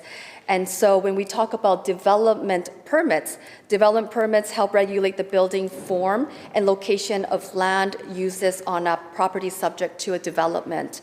And a development permit is required whenever a property owner requests a change in the use of land or building or the carrying out of construction of a property in the City of Vancouver. So it is important to note that the City of Vancouver has a unique development permit system that differs from the development permit system provided to all other municipalities. Member? Yeah, I think it's just important to note that that those concerns and what was highlighted by the minister was exactly what was removed from the City of Vancouver and from indeed every other municipality, over 5,000 people with an urban containment boundary, where this small-scale multi-use unit developments were unilaterally approved last fall. I hear the minister here express concern about climate change, express concern about tree canopy, express all of the concerns that I think a rational person would be concerned about, knowing the fact that, you know, with climate change, we saw the dreadful impact that the heat dome had, and that the only places at that moment were places of refuge that people could take under trees and underneath that tree canopy. And so just, you know, maybe hearing how the minister is framing this, just wondering, you know, because I didn't have the opportunity to ask the minister on the record last fall. We had a housing bill, a bill that was, you know, really about municipal affairs being brought forward by a different minister. Was that part of the discussion with the Minister of Housing last fall, that these important values that the minister is expressing here now several months later to inform the Bill 44, where none of these, where none of the protection of that tree canopy was enabled. In fact, we'll see the largest scale urban deforestation happen as a result of Bill 44 potentially. So were those values expressed by the Minister of Municipal Affairs to the Minister of Municipal Housing last fall when Bill 44 came forward?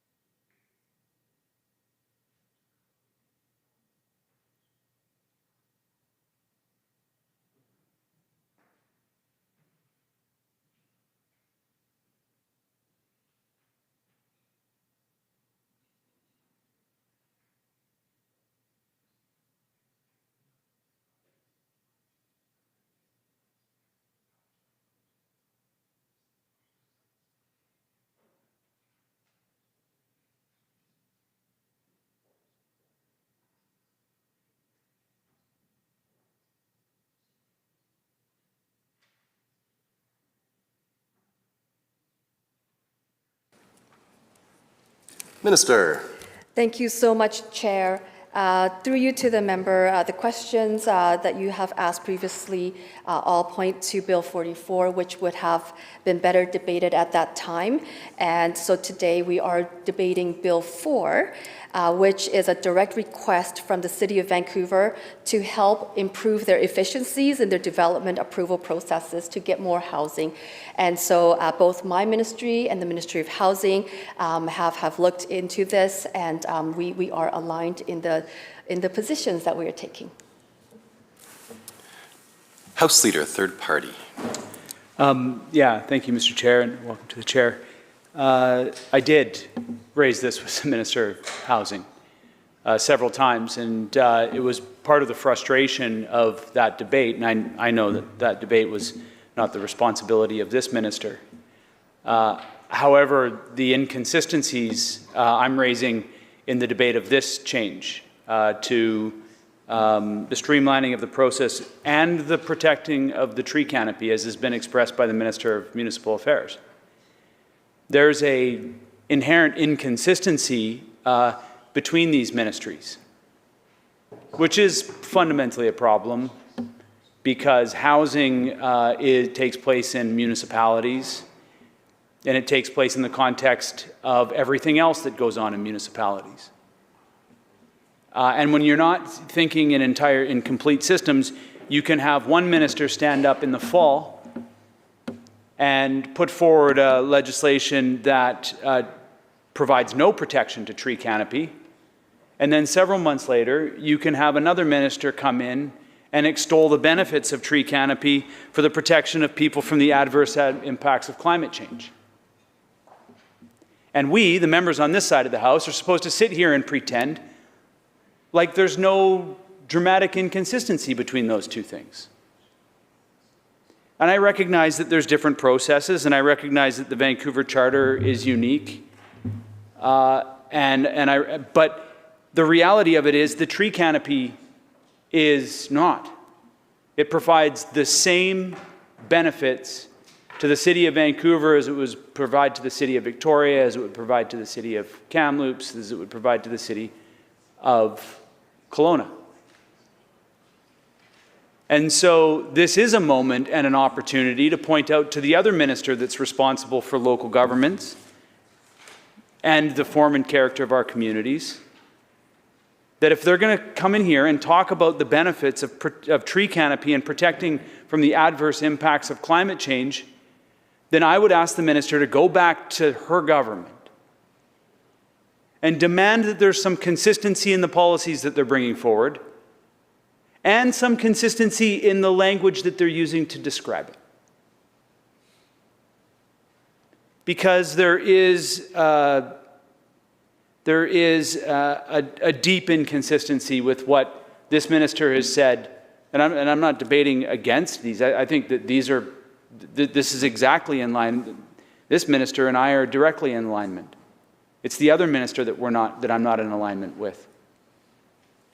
However, but as a member of the Executive Council, it is important that this government has a consistent narrative that they're talking about, and at least some integrated and systemic thinking in terms of when it comes to the value of a tree canopy. We've got one minister responsible for housing mowing them down, and another minister in here talking now about protecting them and the value of them for protecting against the adverse impacts of climate change.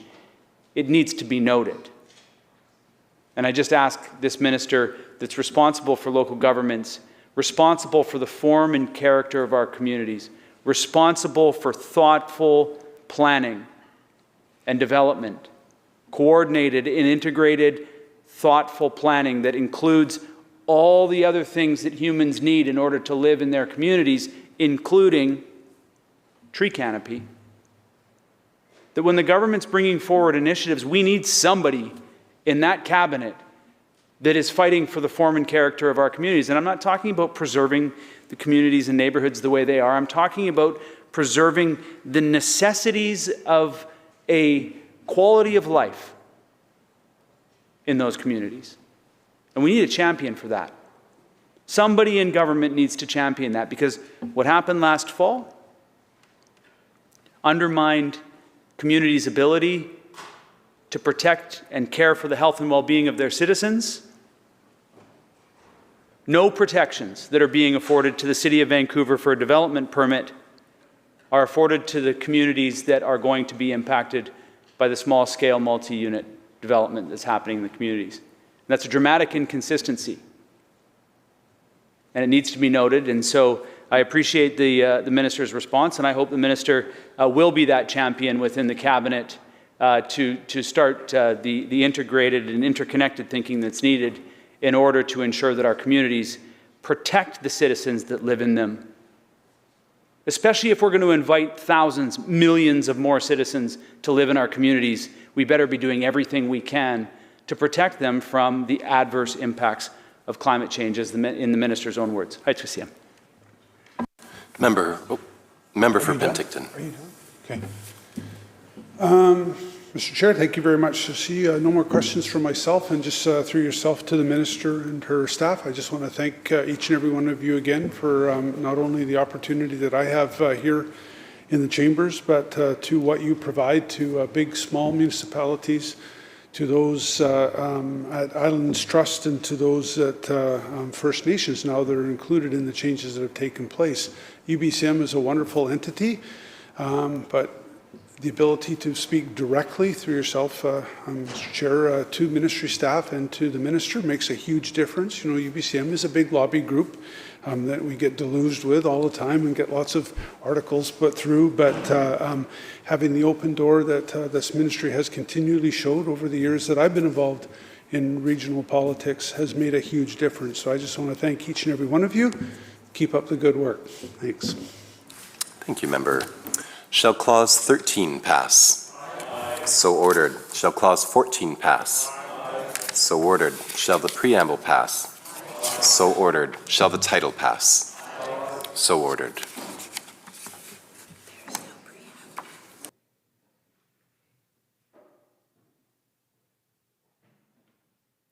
Minister. Thank you, Chair. I move that the committee rise and report the bill complete without amendment. Minister. Members have heard the question. All those in favor? Aye. Opposed? Carried.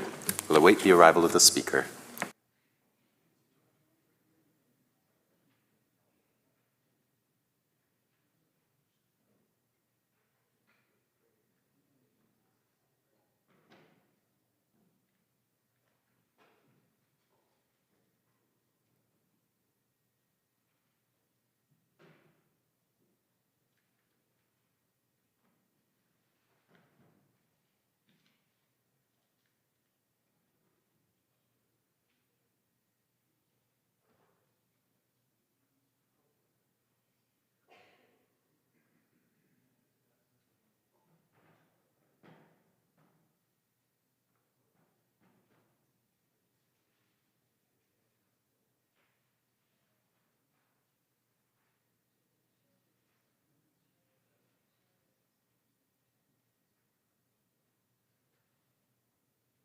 Committee Chair. Thank you, Honourable Speaker. Committee reports Bill 4 complete without amendment. When shall the bill be read a third time? Government Now, House Leader? Mr. Speaker.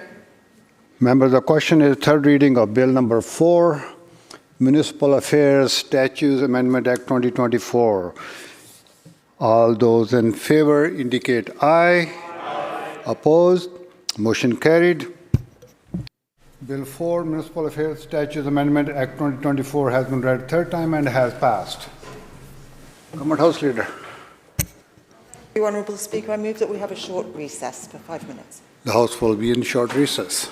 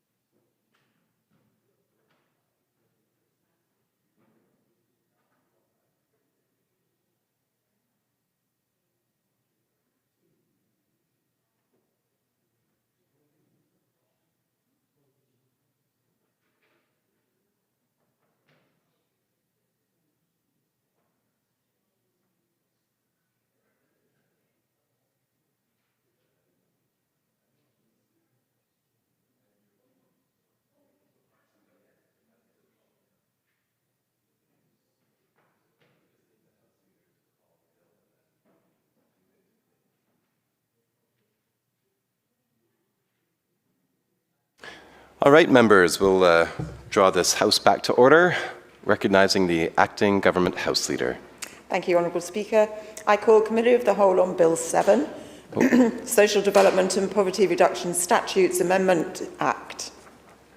All right, so we're going to move into committee. Just a moment.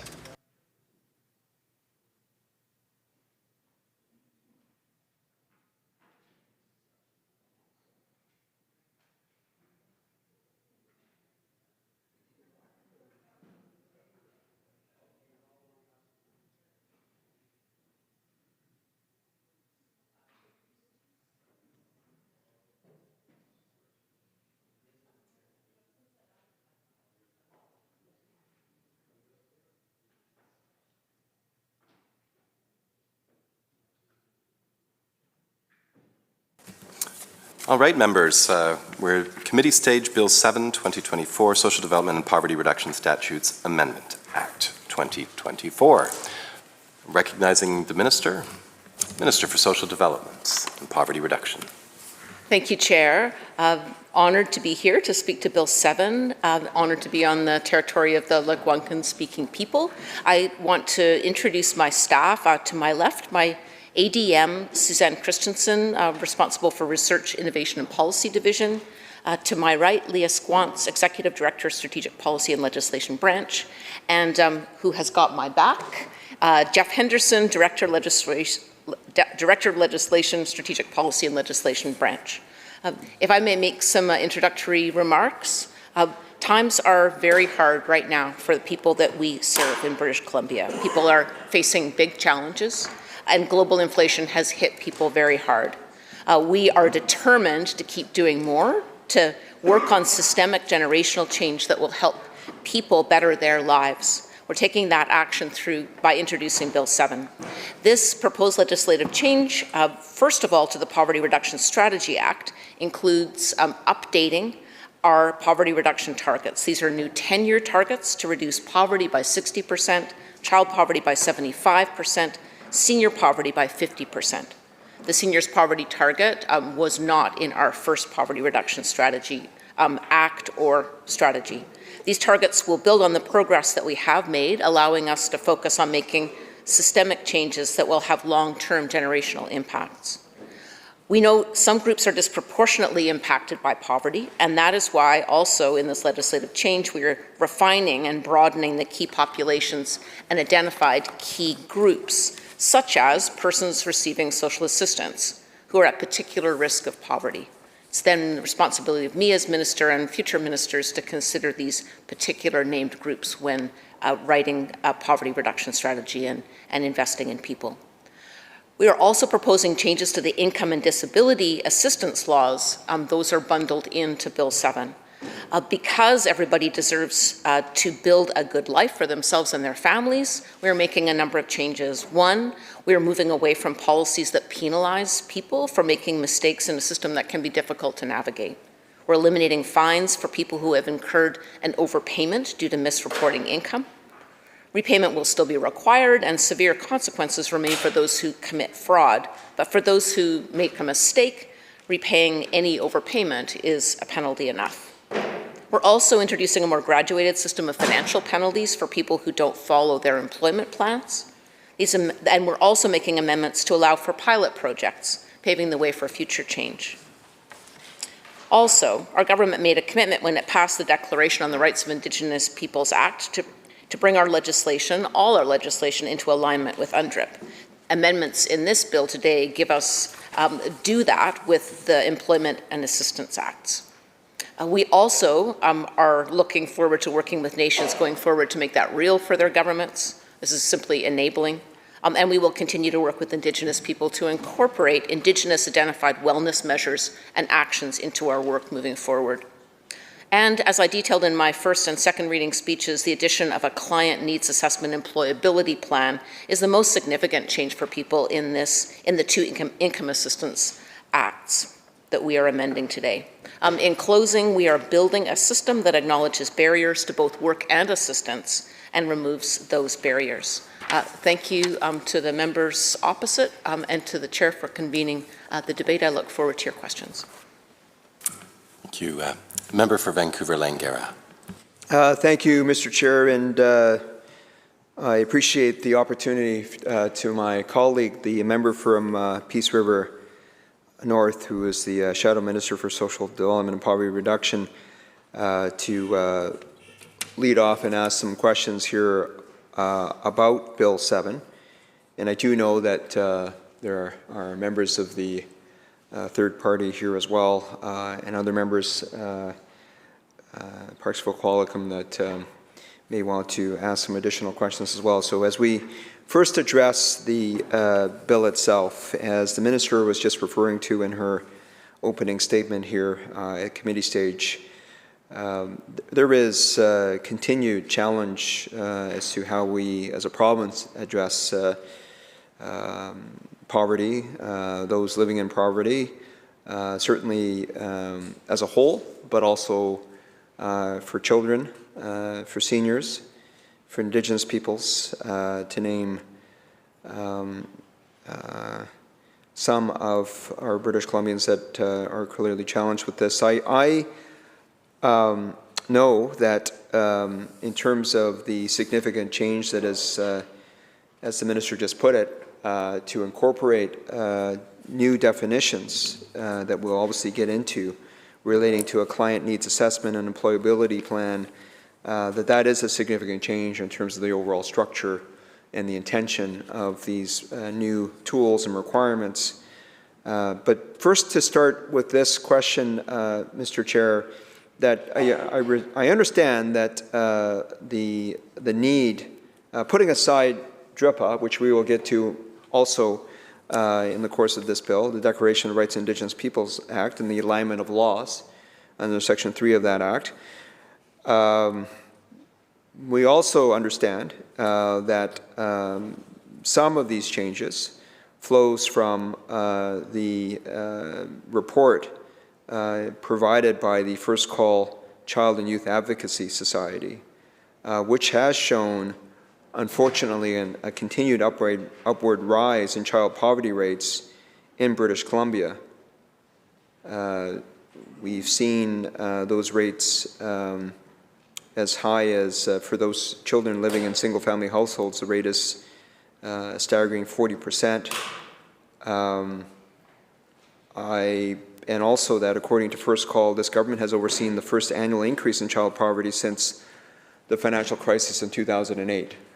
So obviously this is a very pressing concern when we talk about child poverty, and with the significant increase even in the last year, what has been the key factors that the Minister has considered in bringing forward these changes, and what is driving those increased rates for child poverty in this province?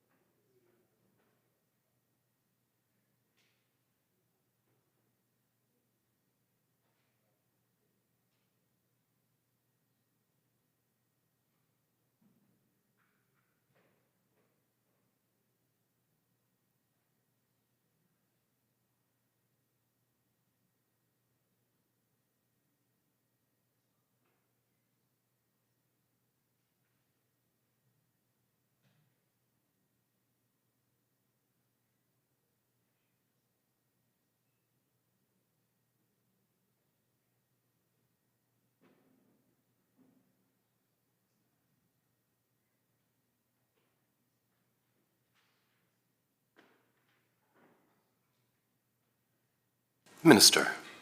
Thank you, Chair. Thank you to the member for the question. So I'm going to answer your question in a couple of ways. I heard what's driving changes to the legislation, and the first and most obvious is that the Poverty Reduction Strategy Act of 2018 requires us to review and renew and revisit the targets on a 5-year basis. So we're at the 5-year mark. So that's the very basic piece. The income assistance legislation, the 2 bills that are also amended within Bill 7, are updating legislation that dates from 2002. So it's very out of date. And so that's on the most spare way, the reason, or 2 of the drivers for amending the legislation. But certainly what the first call report, which came out last week, so it didn't actually have a bearing on this legislation itself, but it certainly reflects what we are all seeing, that particularly since the federal COVID benefits ended and global inflation went up, that we have seen some of the income boosts that had really driven child poverty rates down are starting to come back up. And of course, the terribly increased cost of food is also hitting everybody hard, and that has an impact, of course, on children. In the first poverty reduction strategy and legislation, there was a particular focus on reducing child poverty. Our ambition at that point was to reduce it by 50%, which we did do by the 2021 data year. But we certainly see increased pressure, and that's what increased pressure on people, and that's also what motivates this Bill 7 tabling today. Member. Thank you, Madam Chair. Mr. Chair, I've just been informed as well that my colleague, the member from Peace River North, who is participating by Zoom, actually would like the opportunity to now make a comment, but also ask a question. Thank you, Member. Member for Peace River North. Yeah, thanks, Honourable Speaker, and thanks to the Minister, and obviously thanks to her staff. I appreciate the time that they were here. Sorry, I wish I could be live and in person there, but duties have taken me back into the riding temporarily. But I do want to, just reiterate a couple comments from, that were made yesterday in the second bill, second reading remarks. Obviously, there's lots of the pieces of the legislation that we do welcome, and they, anything that moves toward improving the lives of, in many cases, our vulnerable population, people that are on social assistance, people that are living with disabilities. We want to make sure that those folks are looked after and such. But obviously, getting to this stage now in committee, we certainly appreciate the ability to ask a few questions to clarify, a number of questions that were touched upon in the second reading as well. So I'll just start off, Minister. In Clause 1, just wondering if the Minister can explain how the introduction of client need assessment and the employability plan definition, alongside the repeal of the employment plan, will actually enhance support for the recipient, especially those with disabilities or those that are facing vulnerabilities.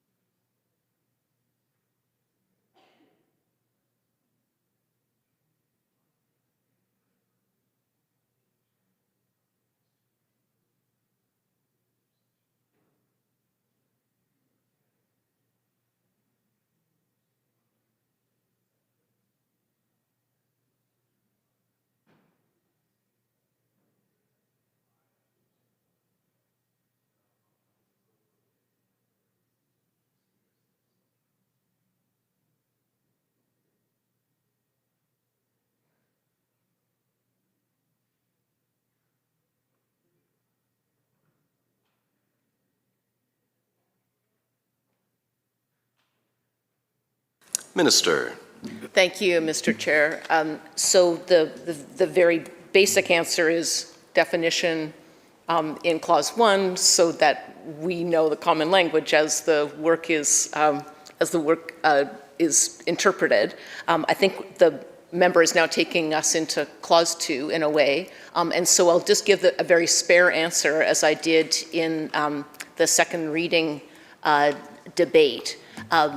In the old legislation, which we are amending, the employment plan was a very basic set template that everybody needed to fill out and then needed to report on in order to prove that they were going out and making best effort to get a job and say yes to a job if they were offered one. What we now know, certainly clearly, I mean, if it wasn't known in 2002, it's certainly known now that there are certainly people that are employable and just need a little bit of help before they go out and get that job. But if people have got multiple barriers, or they've been out of the workforce for a very long time, or they have language barriers, there's all kinds of reasons why asking them simply to report monthly on that effort to get a job is not actually going to get them anywhere. They're not going to get a job. And so that the client needs assessment is meant to identify whether there are barriers to employment, if there are new supports that they need in order to move along the continuum of employment.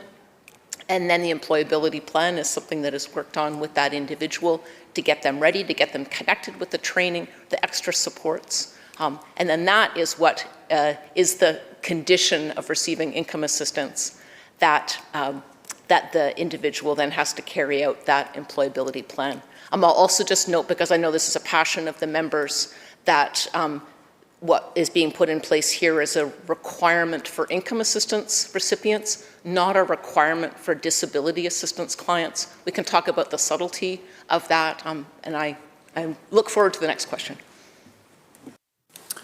Member for Vancouver, Langara.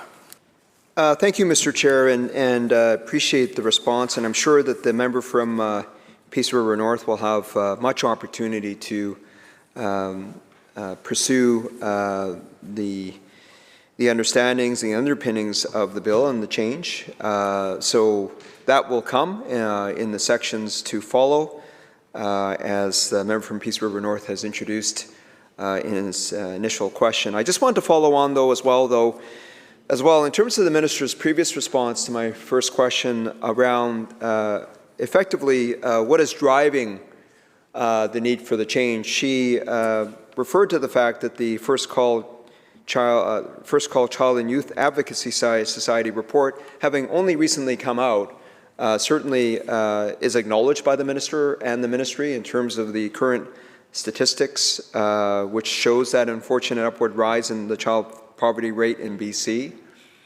The minister has cited a number of different factors that potentially is contributing to that rise in child poverty, which she mentioned includes the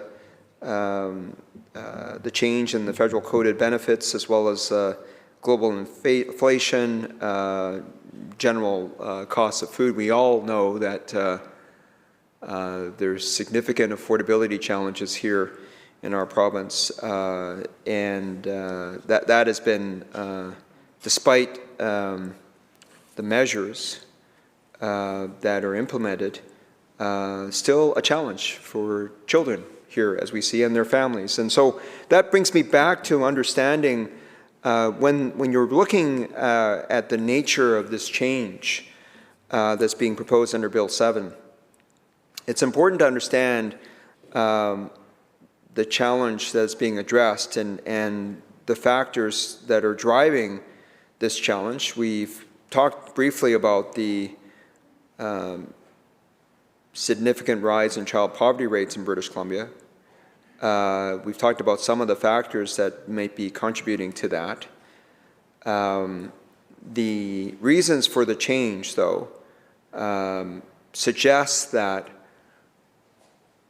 even with the poverty reduction strategy of this government in 2018, that with the 5-year review, there needs to be change. There needs to be further changes to the way the government has been proceeding around addressing poverty reduction in our province. So through you, Mr. Chair, to the Minister, I'd ask that she elaborate further on the review at the 5-year juncture, and specifically the kinds of considerations that are going forward in terms of addressing the changes that are being proposed under Bill 7.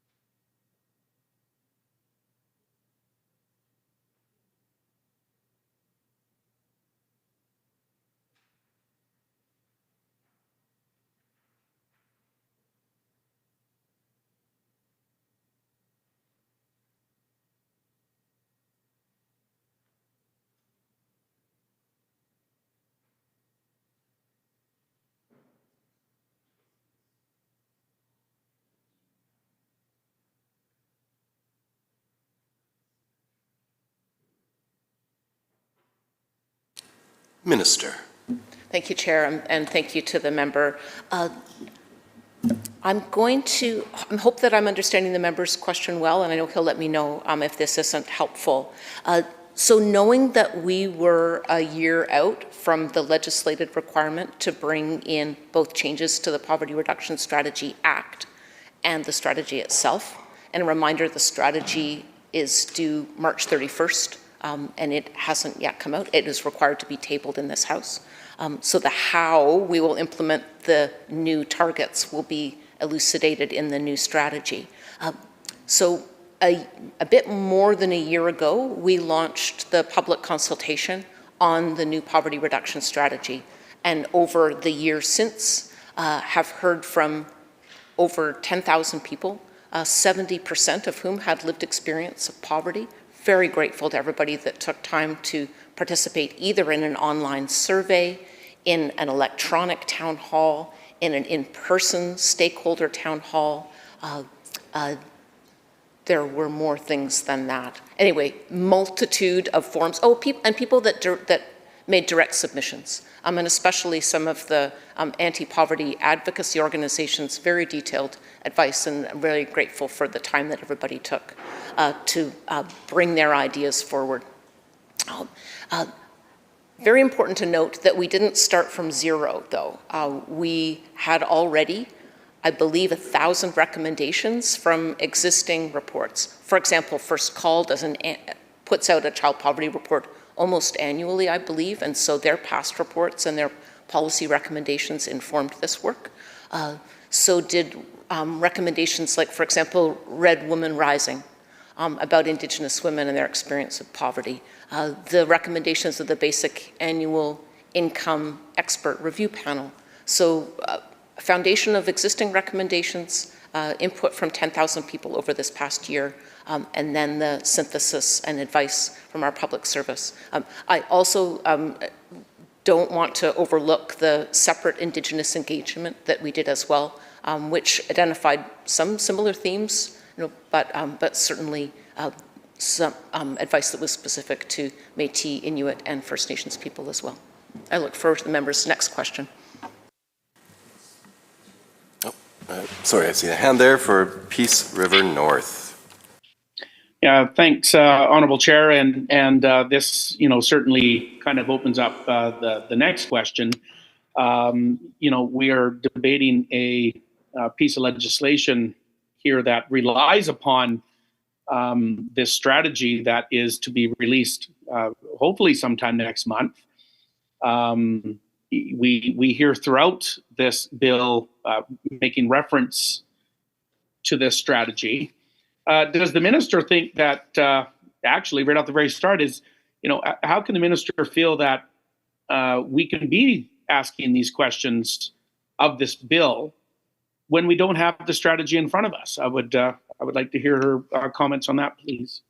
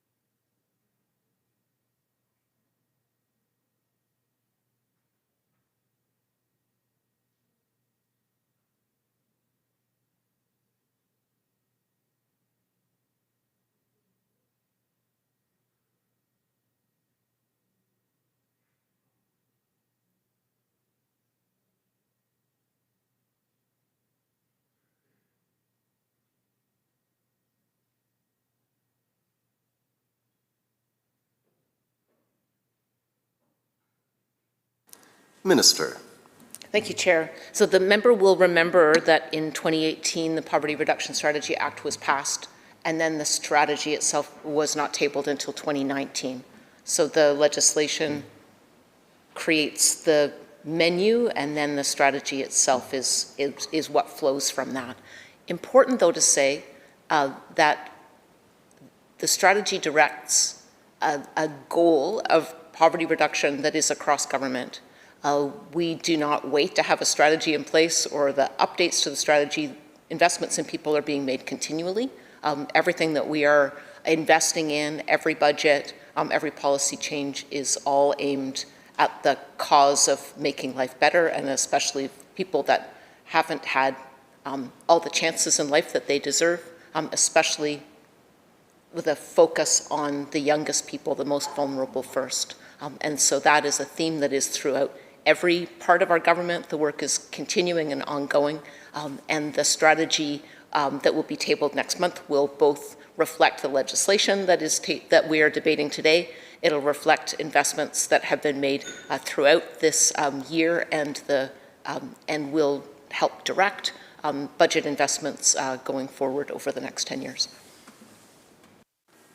Member for Vancouver Langara, and of course we're on the details of Bill 7. Thank you. Thank you, Mr. Chair, and I appreciate the response to my colleague, the member from Richmond, from Peace River North. I just wanted to just follow on with that. The minister, in her response to my previous question, made reference to the new strategy that is coming and will be presumably available on around March 31st. And the minister just now in her last response indicated that that strategy will set out the investments that have been made and other, presumably other data as to how poverty reduction can continue to be addressed in our province. So I would suggest, Mr. Chair, that this is an important understanding. Of course, it's the underpinnings of this bill to know where the government has done its own assessment as to its own progress on its own strategy that the minister just again outlined for the House in 2019. So as much as the minister would want to put some focus or shift focus to this next strategy coming due on March 31st, a matter of, what is that, 3.5 weeks from now, not a lot of time. We are now, to my colleague, the member from Peace River North's point, I mean, we're being asked to debate a bill, Bill 7, without the understanding of the information and analysis that the minister is saying, well, we should, it's spelled out in the next strategy. So even if I accept that as the response from the minister, it does also raise the question as to, well, it does mean, though, that the government is operating under the current strategy, that we're getting notice in this House as we debate this new bill on Bill 7 that there is another strategy coming. But under the current strategy, surely the minister has an understanding as to, again, the underpinnings, the factors, the needs as to why she is tabling this Bill 7 in the House, why the changes that are spelled out in Section 1, the Client Needs Assessment and Employability Plan, which I know members have lots of questions about, the structure, the meaning of these new instruments and the requirements on people living in poverty, and the government control and oversight on all of that, the mechanisms through which government will be imposing on those living in poverty to have to deal with these new instruments. But having said all those things, surely we would know from this minister, and I invite her again through you, Madam Chair, Mr. Chair, to share with the House what are the specific evaluation points coming out of the current strategy that is causing the government to table this Bill 7 at this juncture. And just to be clear, the employability plan section that the member referred to is in Clause 2. So just we can get there if members would like, and we are currently on Clause 1.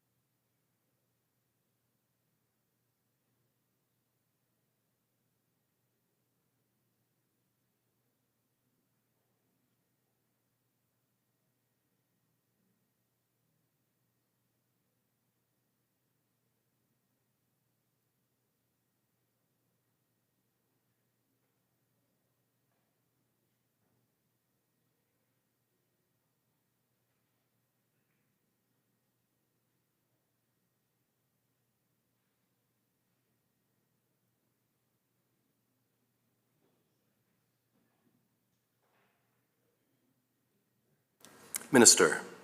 Thank you, Chair. So I will say again that the 2018 Poverty Reduction Strategy Act requires that we return to this legislature at 5-year intervals and revisit the targets, and we are increasing the targets. So far as the measurement of our own progress, I'll remind the member that we report annually to the legislature with an assessment of the government's progress towards meeting its goals and elucidation of the investments and actions and policies across government, which could be from childcare to school lunch programs to Work BC programs. So the member can see that. It's tabled in this legislature. The metrics that we set out in the 2019, in the very first poverty reduction strategy targets, our legislated target for overall poverty was 25% reduction. And in fact, we reached a 45% reduction in poverty as measured between the 2016 baseline year and 2021, which is the most recent year for which StatsCan data on BC poverty rates is available. Our child poverty reduction target was 50%, and in 2021, the year for which data is available, the child poverty rate was 54%. And so in both cases, we exceeded the legislated poverty reduction targets, and we know that that data is not, if we had 2024 data, then we would have a different view of that. 2021 is the most recent StatsCan data that's available on the poverty rate. We know people are doing, are really have been hit hard by poverty, by the terribly increased cost of food, by the impacts of global inflation. And so even if we didn't have a legislated requirement to revisit the poverty reduction targets, we would be, as we are today, increasing the ambition and the depth of our poverty reduction targets because we're determined to do more. I would just draw the House attention back to Bill 7. Although there are certainly connections to everything everyone's speaking about, we are specifically dealing with Bill 7 and not other legislation. Member for Vancouver-Langara. Thank you, Mr. Chair. Appreciate the guidance. Just to respond to both points, we're talking about Section 1 of the Employment and Assistance Act, which is Section 1 to Bill 7. And Section 1 of Bill 7 refers to the Client Needs Assessment and Employability Plan. That's the reason why I made reference to those terms. The Minister, in her opening statement to this bill, referred to the significance of the change. Maybe she was using this by way of example, but I took her opening statement comment to mean that there's some significance to this change. I'm only trying to understand why the change. This is something that we'll certainly pursue as we get to the other sections of the bill, as the Chair points out. The bill also includes, of course, reference to not just the Employment and Assistance Act and the Employment and Assistance for Persons with Disabilities Act, but also the Poverty Reduction Strategy Act, which is what the Minister just referred to. I think, my understanding is that the entire Bill 7 is dealing with the title, Social Development and Poverty Reduction Statutes Amendment Act. So it is in fact bringing forward amendments to 3 related bills, one of whom is the Poverty Reduction Act. The Minister has been the Poverty Reduction Strategy Act. The Minister has been responding to my initial questions, as well as the member from Peace River North, about relating to points relating to the poverty reduction strategy. So that's the reason why I'm continuing to raise questions, to understand why Bill 7 is coming forward. The Minister has made comments relating to targets. We're not yet at the Poverty Reduction Strategy Act sections of this bill. There certainly are targets there. So I understand that as we get to sections, clauses 35, specifically, that there is certainly numerical targets that are set out. But it's more than just our targets, of course. We're talking about the mechanisms that are being amended and changed in the first instance under the Employment and Assistance Act. So in addressing the need for these changes and what underpins the factors driving these changes was what I'm trying to get to, or get at. The Minister now has responded to statistics that reveal the government hitting targets. Which does take me back to my initial question and statement that I made, which is relating to, admittedly, something the Minister has said only came out recently, but my understanding is that the results under the First Call Child and Youth Advocacy Society from their report, recent as it is, shows what's been referred to as an unfortunate upward rise in the child poverty rate in British Columbia.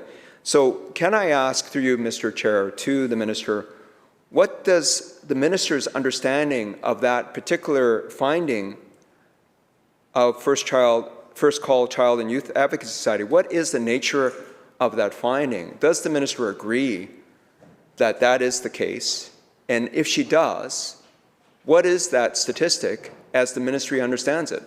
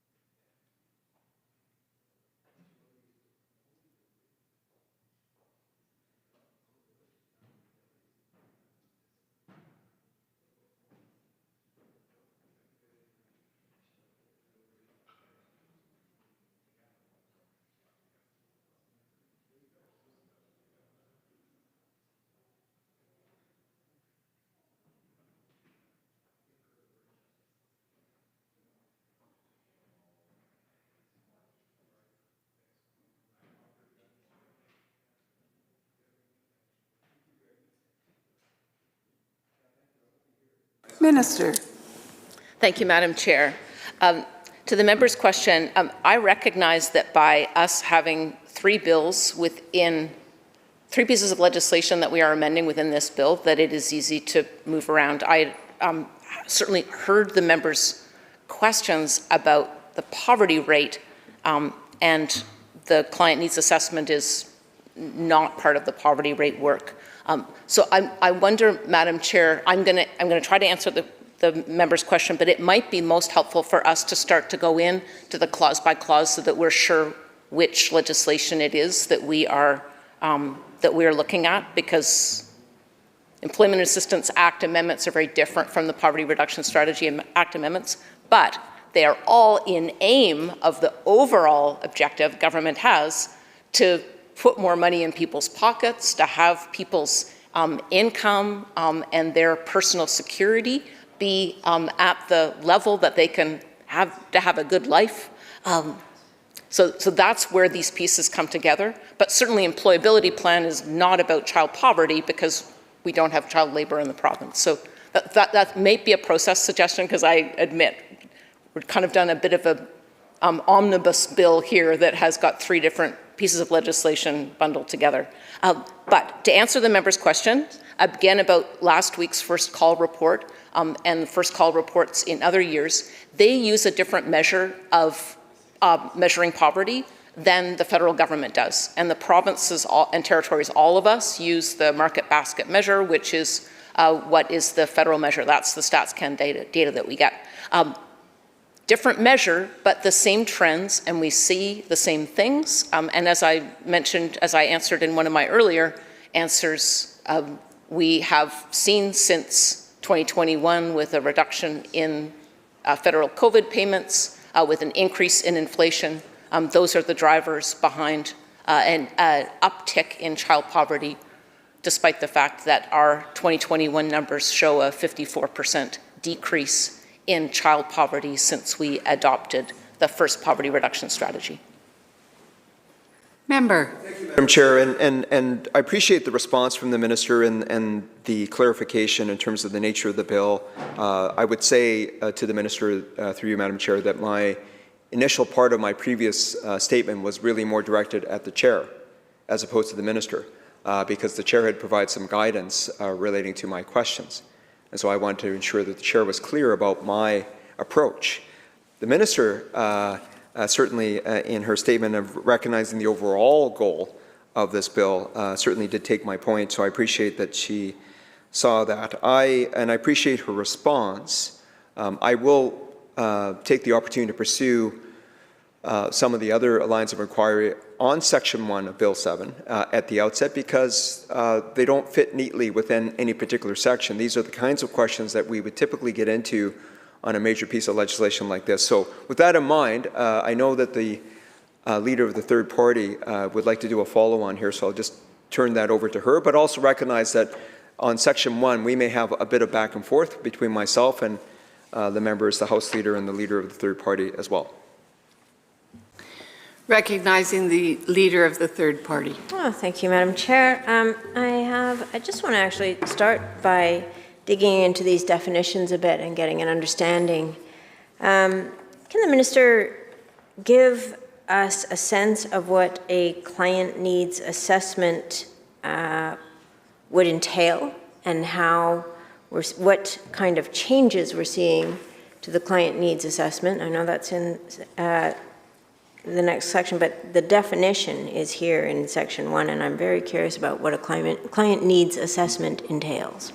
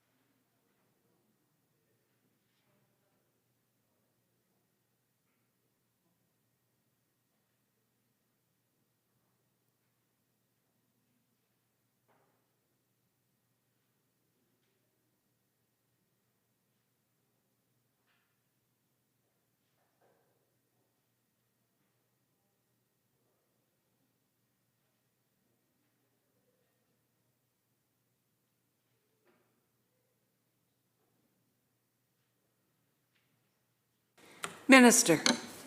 Thank you, Madam Chair.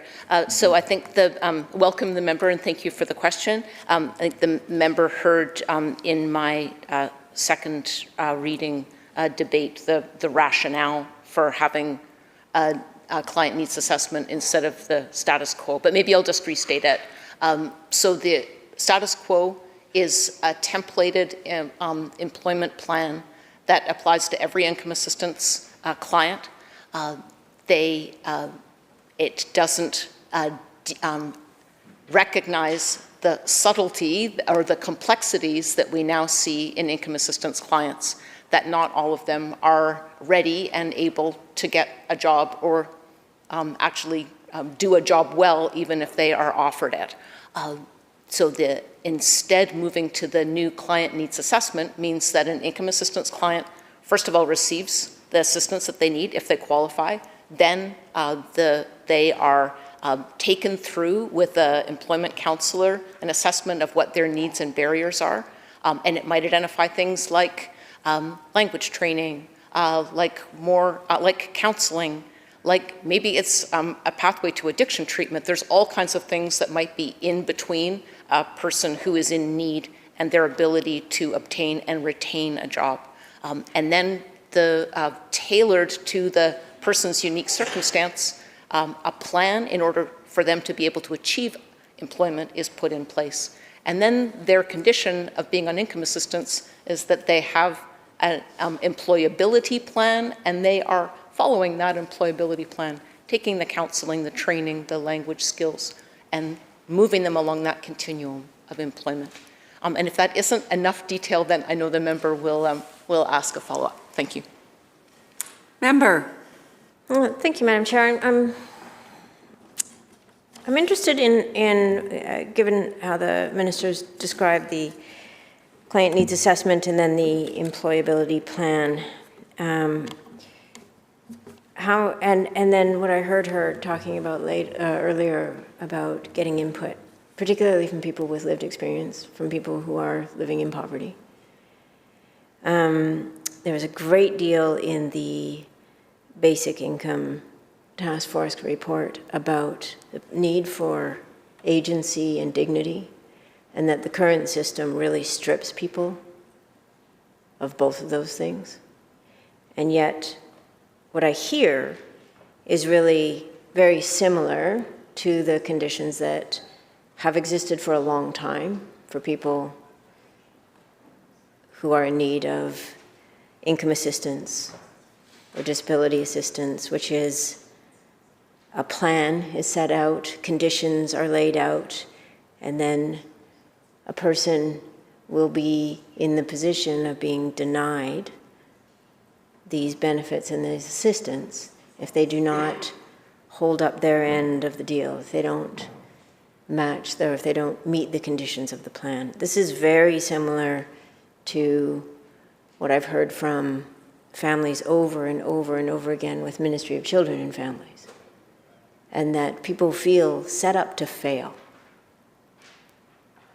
And that what this doesn't take into account are the realities of people's lives, particularly people living in poverty in a society like BC right now where everything is incredibly expensive. We heard a story earlier today about a bank charge, meaning that somebody wouldn't be able to get food.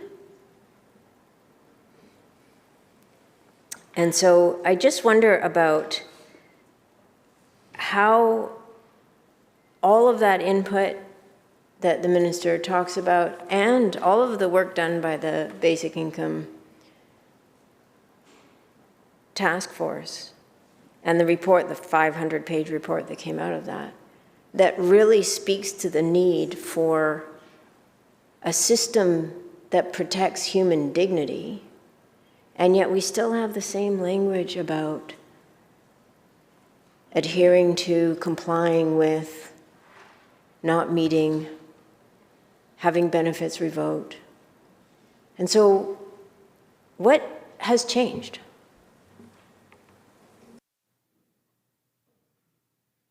Minister. Thank you, Madam Chair. Thank you to the member for the question.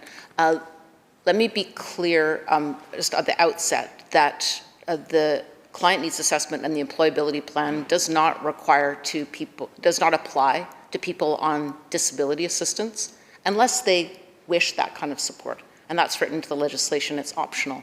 So the requirement is for people on income assistance. So under the existing rules, if you want to apply for assistance, you're required to enter into an employment plan. There's a gatekeeping function that prevents you from receiving financial assistance until you sign the employment plan that requires you to find, accept, and maintain employment. This is all the status quo. This all happens before you're eligible for assistance without consideration of your individual circumstance. You might have just been evicted or be on the street or have some other major trauma in your life.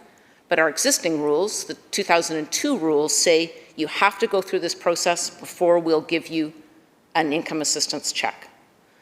That's what we're trying to change with this legislation. We don't think that's fair. We don't think it's reasonable.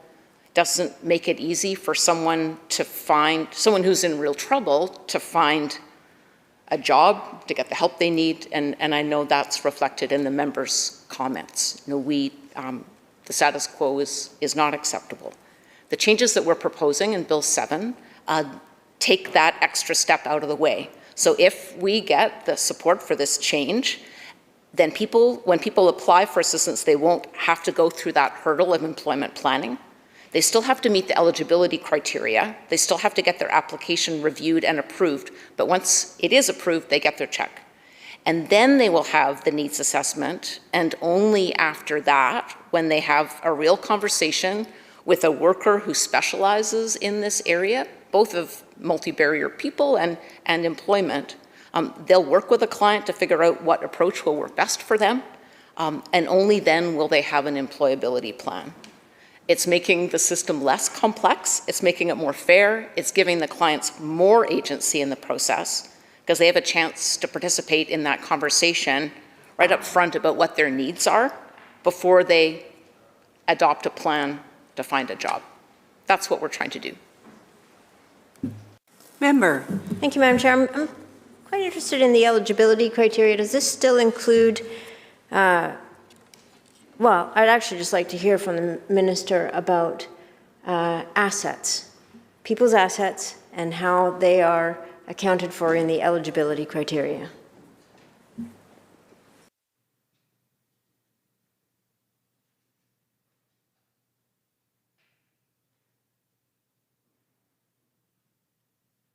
Minister.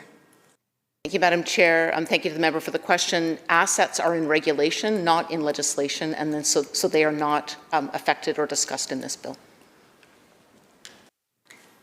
Member. Thank you, Madam Chair. Just for clarity, though, in the current state of the legislation, does the eligibility criteria include an assessment of people's assets?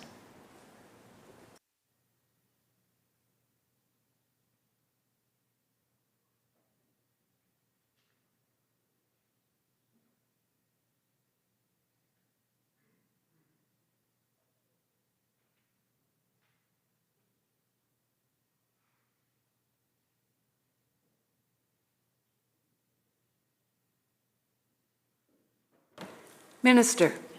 So yes, people's assets are considered in the eligibility, but that is all in regulation. It's not being changed by this legislation. Member.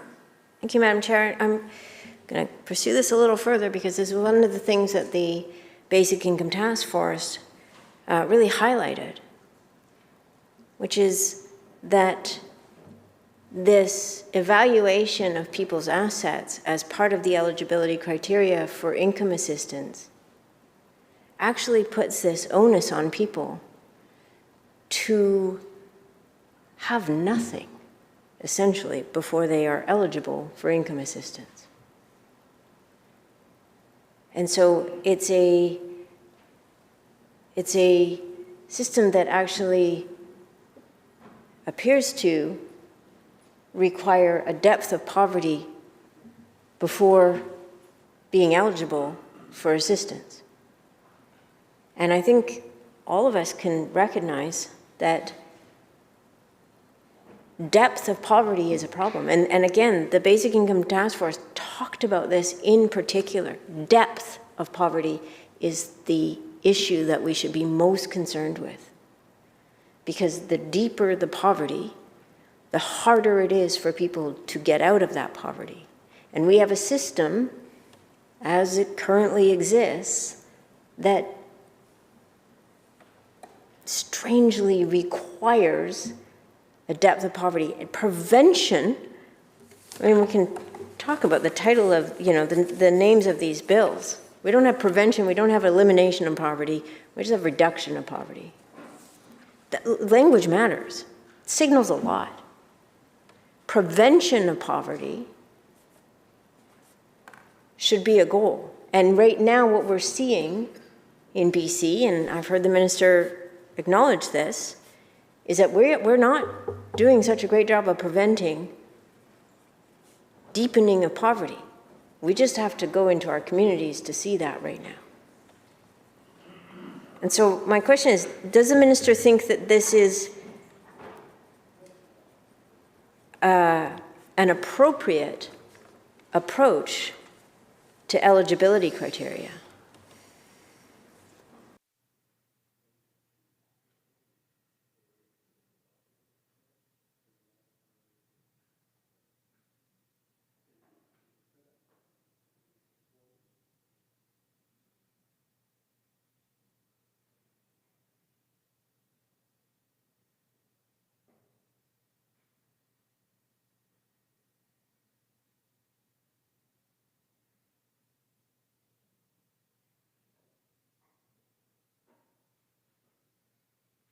Minister. Thank you, Madam Chair. So I'll say again that assets are not covered by legislation. They're in regulation. I've certainly heard the same thing from the member. It certainly came up in our poverty reduction strategy consultation. It's advice to government that is reflected in the What We Heard report. It's certainly a conversation we could conceivably take up in estimates, but it's not, there's no section of this bill that talks about assets. That's covered in regulation, not legislation. Member. Can the minister provide some detail about, and I've heard her talk about a change with the definitions to employability plan, or from employment plan to employability plan. And her response to my questions about client needs assessment. But can the minister describe for the House what the tangible difference will be for a person after this legislation is passed from what it is right now?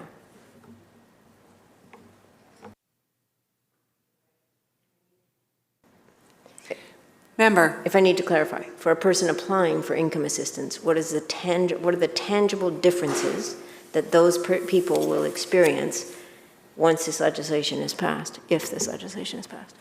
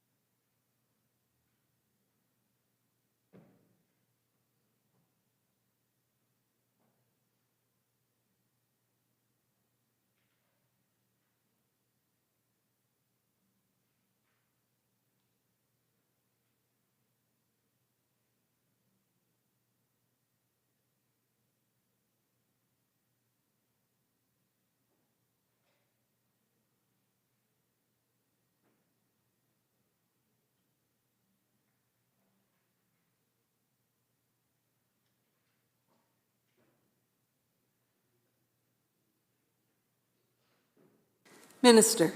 Thank you, Madam Chair. So a number of changes. I tried to describe them in my comment a couple of answers ago, but I'll be a little bit more spare here. Again, this is for income assistance clients. They will receive income assistance first. They don't have to wait for a plan to be in place. And so there's a reduced delay in the individual receiving the assistance that they need.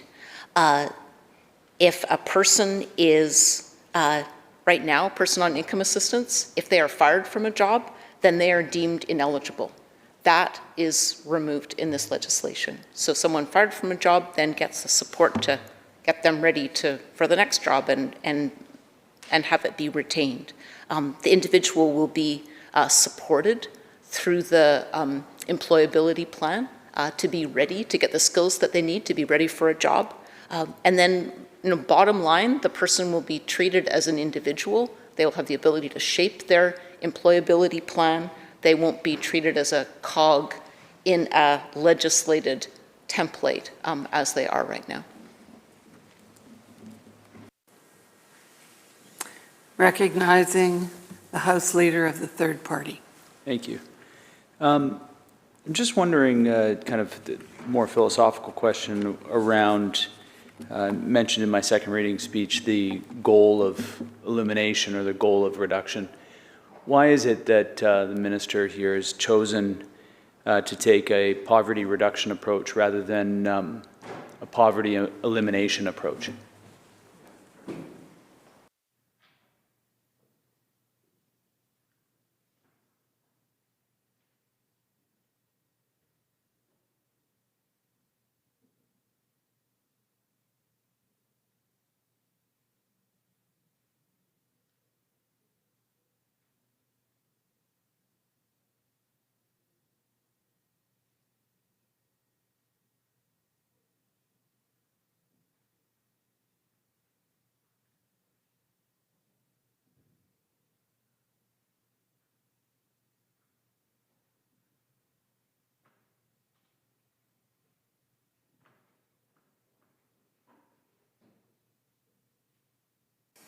Minister.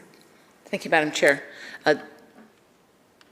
The end goal of any good government or good society would be elimination of poverty. British Columbia was certainly in a hole. To be the last place in the country to have a poverty reduction strategy means that we started later on establishing metrics and working towards them than other places in Canada did. And so I'm glad that we exceeded our last targets, but a lot of that was because of COVID payments and now with the very hard hit of global inflation and the terribly increased cost of living and challenges that everybody is under. We have set targets that are achievable and that we will doggedly work to meet, and I hope that we exceed them also. And I'll just note too that this isn't in section 1, so we can speak in more detail about the targets when we get to that section of the legislation. Member. Yeah, not talking about the targets, talking about the overall philosophical approach of a government that has long been critical, and indeed still, while in government for 7 years, is kind of backward critical of the government before. And I'm not going to dispute the hole that the government was in when the current government was in when they took office. However, there's these. I guess I'm just challenged that you either are intending to have poverty elimination or you're intending to have poverty reduction. We see poverty reduction as the frame, but yet I heard multiple times the assurances that the goal is poverty elimination. Why not then state poverty elimination as the overarching philosophical goal that then everything is built towards achieving? Because the reality is if you set the goal to be poverty reduction, then you will find yourself accepting far less than elimination.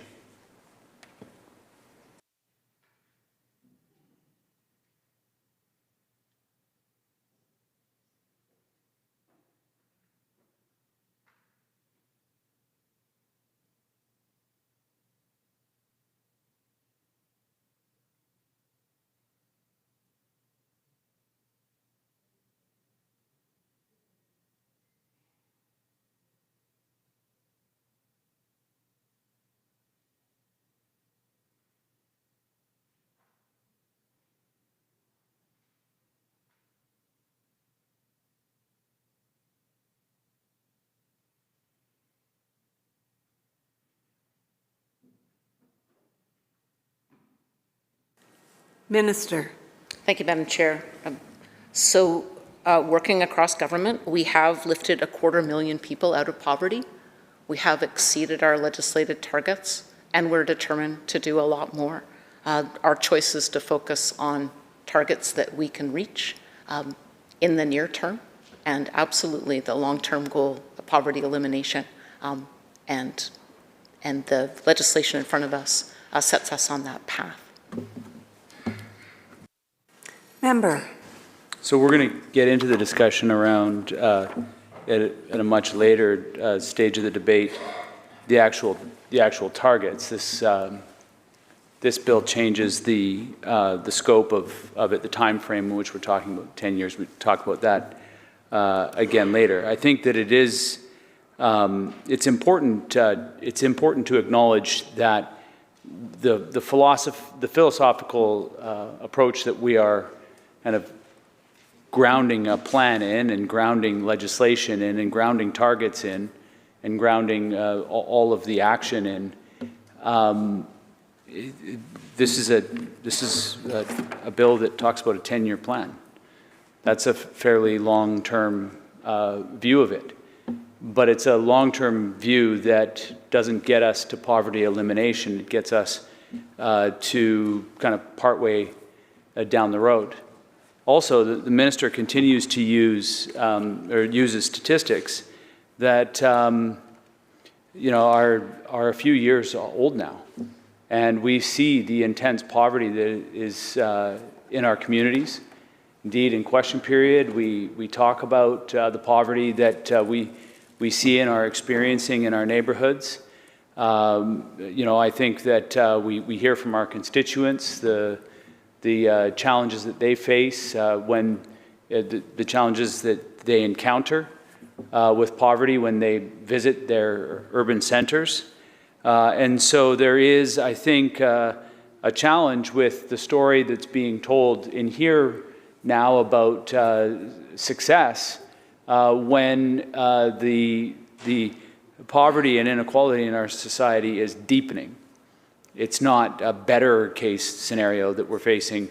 We're celebrating poverty reduction of children in poverty, and yet there are still tens of thousands of children living in poverty. There are still text messages coming in to us saying that the formula is too expensive and you're going to need help covering the costs of baby formula.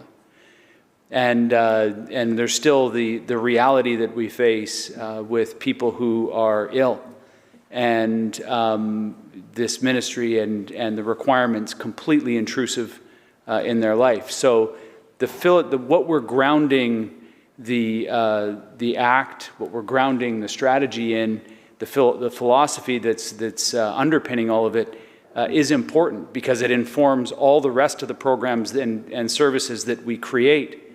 I was sitting in the with Disability Without Poverty today and talking to people who have explained to me the complete morass of bureaucracy that they have to navigate in order to get basic supports from government, and that part of the challenge is that they don't access the supports that they need. Because then they will lose the supports that they're currently getting. And it's almost, we talk about, my colleague was asking the question in section 1 here about the employability plan. It's almost a full-time job just to keep up and maintain the supports, the requirements that we have. And that was the message. We were all there. All the members were there. The minister was there. We heard the stories directly of the people.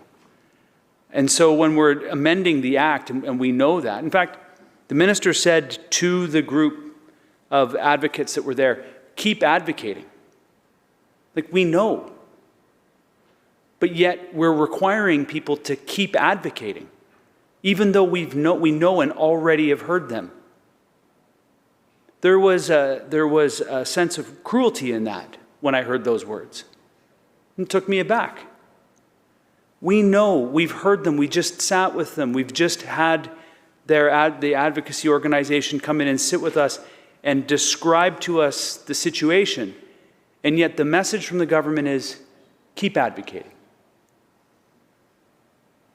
So I think it's important to recognize and to acknowledge the fact that setting your underpinning your approach philosophically towards poverty elimination, or sorry, poverty reduction, may reduce poverty. Setting them towards the elimination informs government. So maybe I'll just ask this question to the minister. If you were to underpin the process here with poverty elimination, can the ministry and the staff kind of highlight what that would look like and the differences that we would see in the types of policy that's being put forward, and whether or not, if that was the goal, if this change that is being proposed, these policy changes that are being proposed here in this bill would achieve those measures?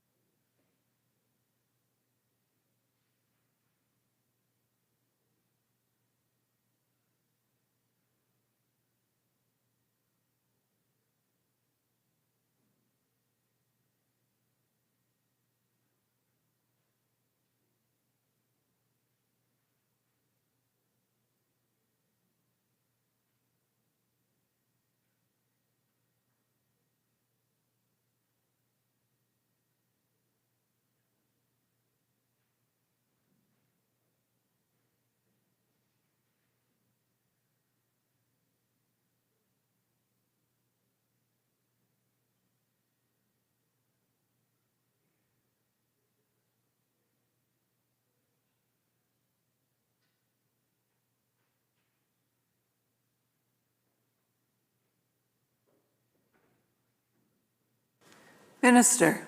Thank you, Chair. So I understand the member's question and his point, and that's not the legislation that we have in front of us. The choice that our government has made and made the first time around was to set targets that we could be measured against, and we have been measured against with the most recent data available, targets that we exceeded. Now we've set more ambitious targets and longer-term targets. That is what we are here to debate. And that's the choice that was set out in legislation in 2018, and that we are renewing a commitment, but deepening that commitment with Bill 7 before us. Member. So Bill 7, I mean, I think it was one of the people at the luncheon earlier today was pretty clear: increase the rates so that I'm not living in poverty, I think was the direct quote. Increase the rates so I'm not living in poverty. Government is using the to speak to the legislation in front of us, it is setting targets.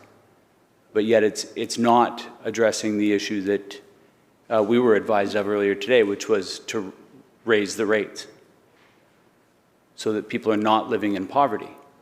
Why has the minister chosen to create this wide window that clearly the government can be measured against, and celebrated that, rather than actually listening to the people that are advocating, saying, the minister invited advocacy.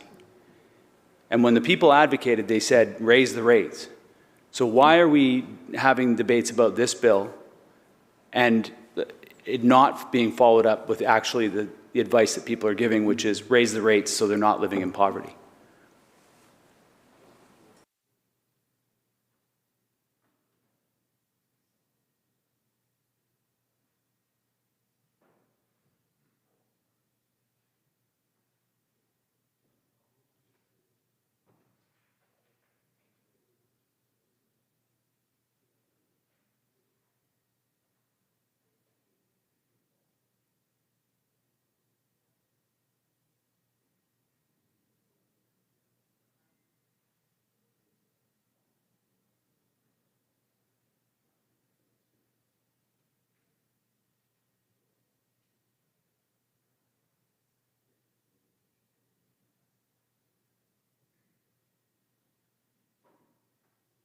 Minister. Thank you, Madam Chair. So we can do two things at one time. There is a budget process, and our government has raised assistance rates 5 times already and surely will again. We don't do that through legislation, though. And so in addition to making budget decisions for people, which is not the subject of this debate today, we're also legislating stronger, tougher poverty reduction targets for ourselves in legislation, so we're accountable to this place, and also reforming the foundational income assistance legislation that governs how we deliver supports to people. And this is based on the advice about the legislation that we have heard from individuals. The fact that there is not an increase in assistance rates in this legislation is not because it is not a worthy cause, it's just this isn't the place that it fits. It's not something we legislate. Thank you. Member. No, I understand how the place works, and I think what I'm trying to do at the beginning of this is I think, provide the alternative picture than the one that the minister and that the government is trying to paint for people to see.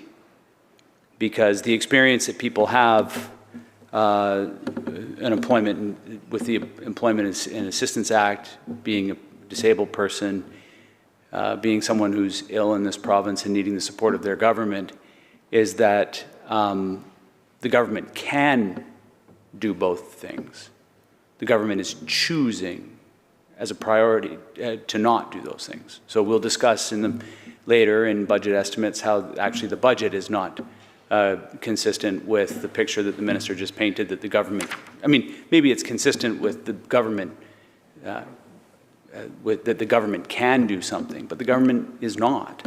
That's the reason why we sat there today and heard the person say that you want my advice, it's raise the rates so that then I can not be in poverty.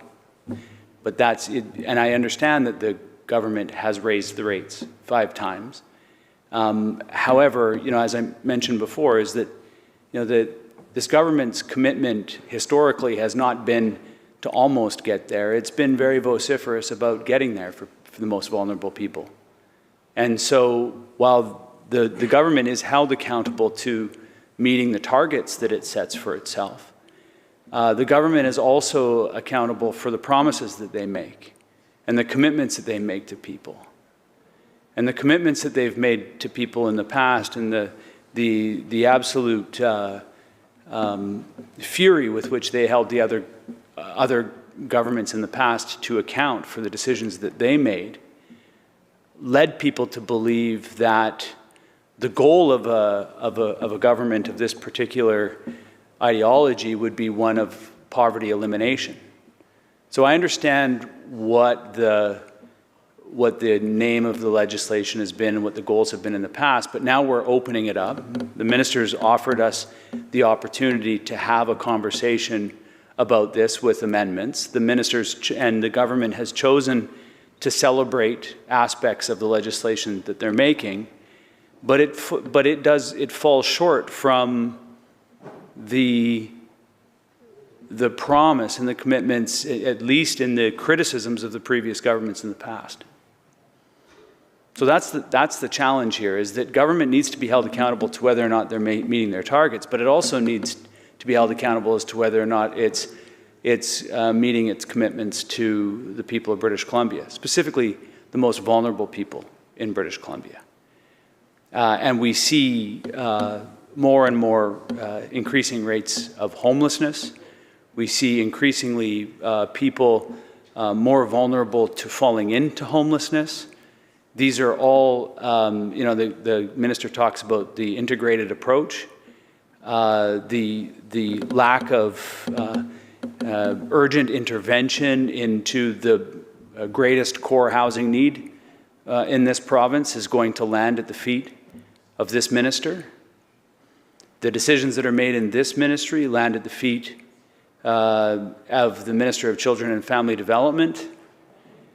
We see the tragic outcomes of what happens when families that are desperate for support and can't meet that run into a child apprehension person in the Ministry of Children and Family Development. So, yeah, it's across the government, but that is the reason why I continue to press on this question, is because the commitment in the past has been to move towards the elimination of poverty, not just the basic reduction of poverty, and then the celebration of that. Like, we still got tens of thousands of children in poverty in our province, and yet we're talking about how we've made it partway down the road. That would never have been accepted here 10 years ago. The government, if in the opposition benches, would have demanded much more.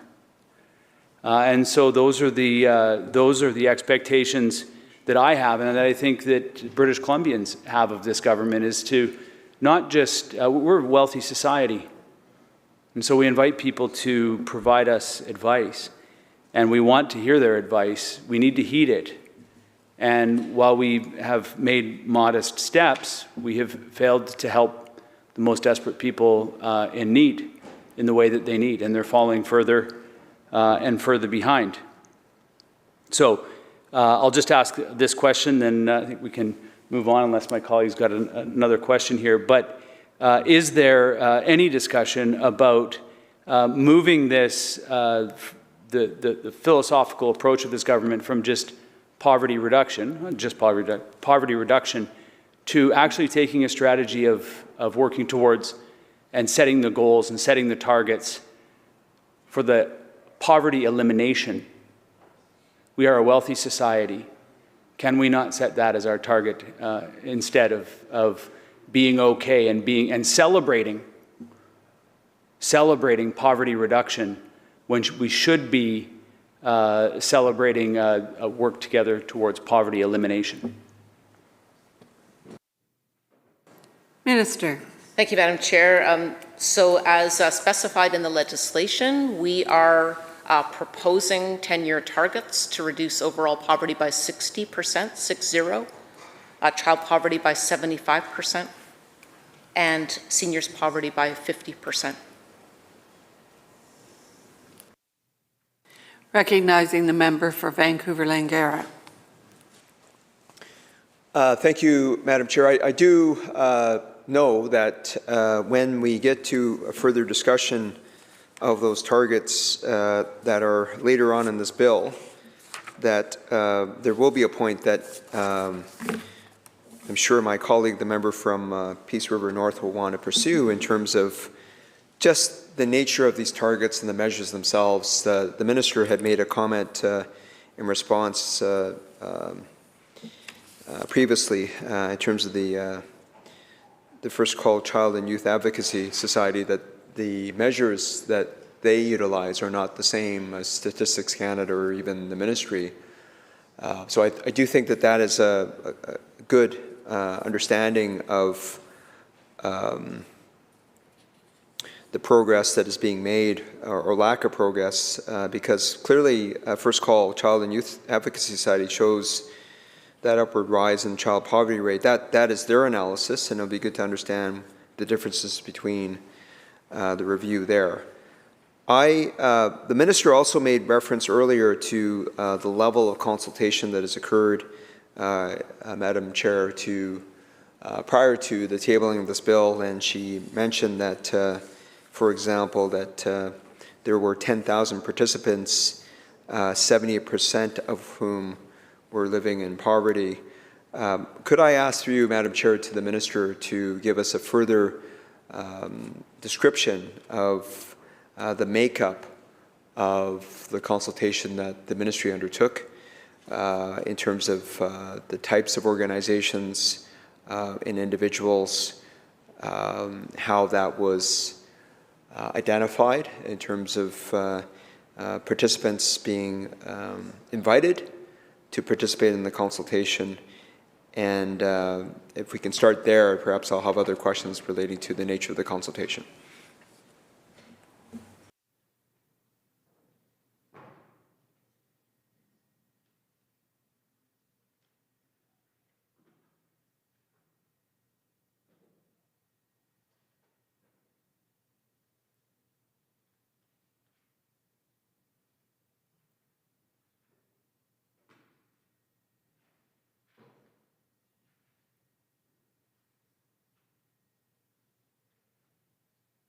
Minister. Thank you, Madam Chair. So there's, I'm going to read a long list here for my colleague. We had 5 virtual town halls in which almost 300 people participated across 5 regional meetings. That was Vancouver Island, Gulf Islands, mainland Vancouver Coast, Kootenay Rockies, Thompson Okanagan, and northern BC Caribou Chilcotin. We received 92 submissions. That is a publicly advertised 36 policy briefs from organizations and 56 individual submissions. We had 8,387 online survey participants. 77% of those identified as currently living in poverty, over 1,000 self-identified as Indigenous, 57% First Nations, 38% Métis, 1% Inuit, 6% other North American Indigenous. 69%, self-identified as living with a disability, 44% self-identified as living with mental illness, substance challenge, or addiction. We had 81 small group sessions and interviews. 4 of those were ministers' roundtables with 77 participants. There were 37 small group sessions in partnership with community organizations with approximately 370 participants.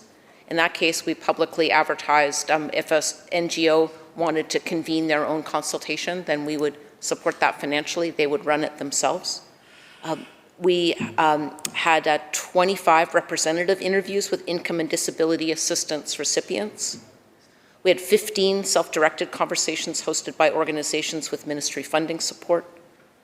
Part of our distinctions-based Indigenous engagement was establishing booths or workshops at First Nations gatherings where we were invited. So for example, elders gatherings, Gathering Our Voices, the youth gathering. We had 6 in-person town hall sessions hosted in partnership with Friendship Centers. We had 3 virtual sessions. There were 3 rounds of letters to 204 First Nations, including 8 modern treaty nations. That included contact with reps from 57 First Nations, including modern treaty nations. There were 7 virtual information sessions held with participation from 6 nations and 4 modern treaty nations. Also, a ministry-funded engagement on Métis experiences of poverty and wellness through Métis Nation BC.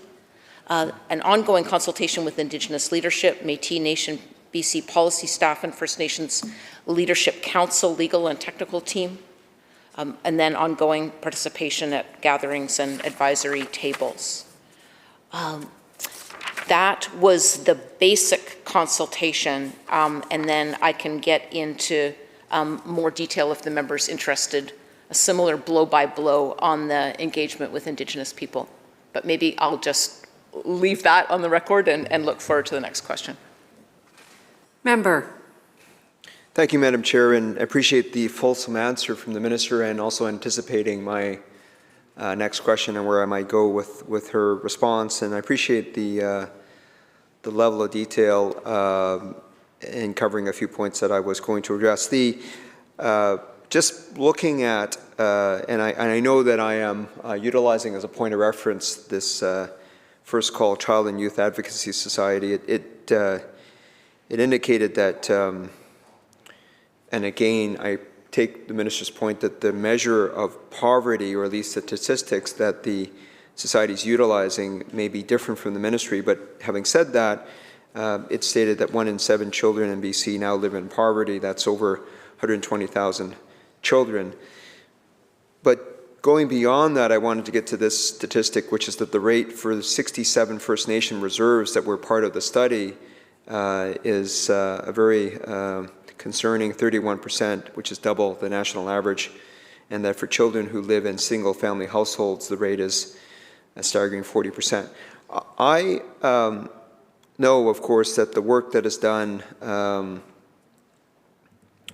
in order to address poverty with First Nations and their communities that remains a necessary focus for our province. With the response and the outline that the minister provided, if we just focus first on the First Nations themselves, and then she can choose to expand it to the 8 modern treaty nations that she referred to. But I just wanted her to get into a little more detail in terms of the response, the level of engagement and consultation with First Nations themselves. I think she said 57. There was a number of 57 representatives of First Nations. That's what it sounded like.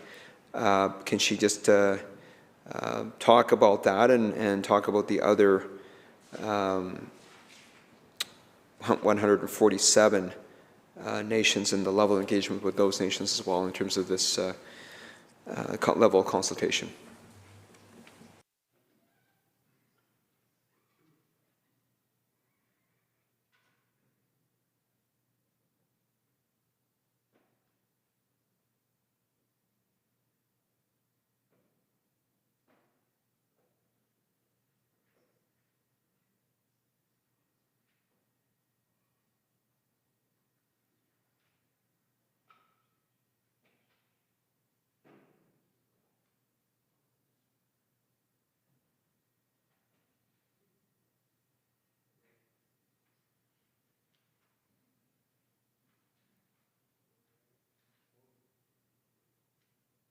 Minister.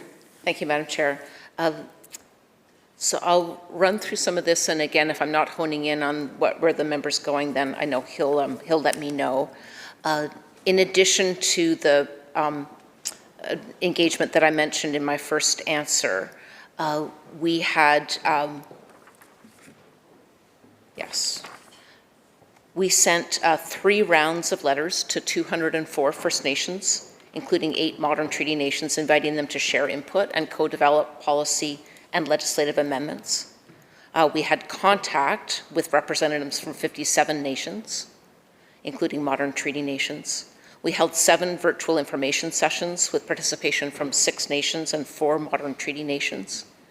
Métis Nation BC was invited and did participate through a separate piece. And then the technical discussions on legislation were held with First Nations Leadership Council with their legal and technical team and interested nations. I neglected to say in my first answer, although I did allude to the recommendations that we inherited that were already established on the record before we began our consultation. We also reviewed over 600 Indigenous-led recommendations and advice from previous consultations, reports and resolutions. So again, on the Indigenous consultation side, we weren't starting from zero. We built on what we already had heard, what were already existing commitments. And then as well, we received advice from leadership and advisory groups on the engagement approach to meet our Indigenous partner priorities, needs, and capacity. Member. I appreciate the response, and just to further that, much of legislation that comes forward in this chamber, particularly after the passage of Bill 41, the DRIPA Act, there's far greater needs for engagement and consultation, and the minister is speaking to that. My general sense is that it does raise a couple other points, though, just to cover off as to with the nature of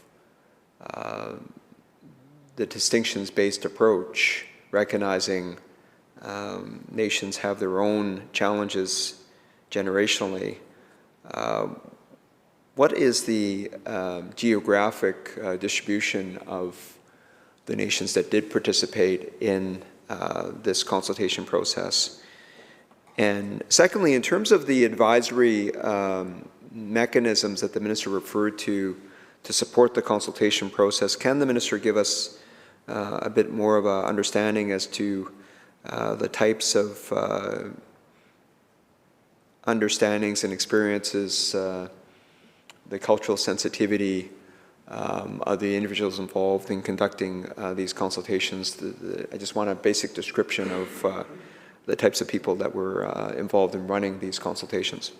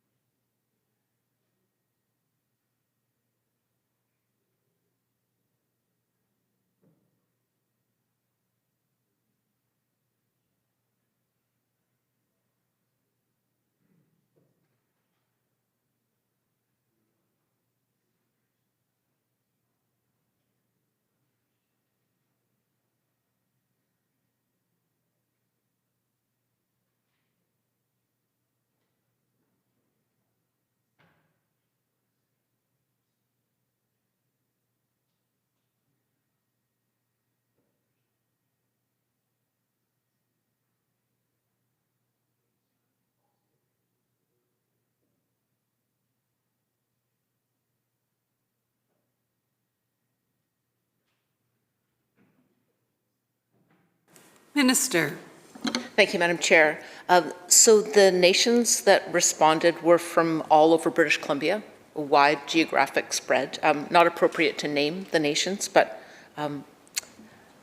very wide geographic spread.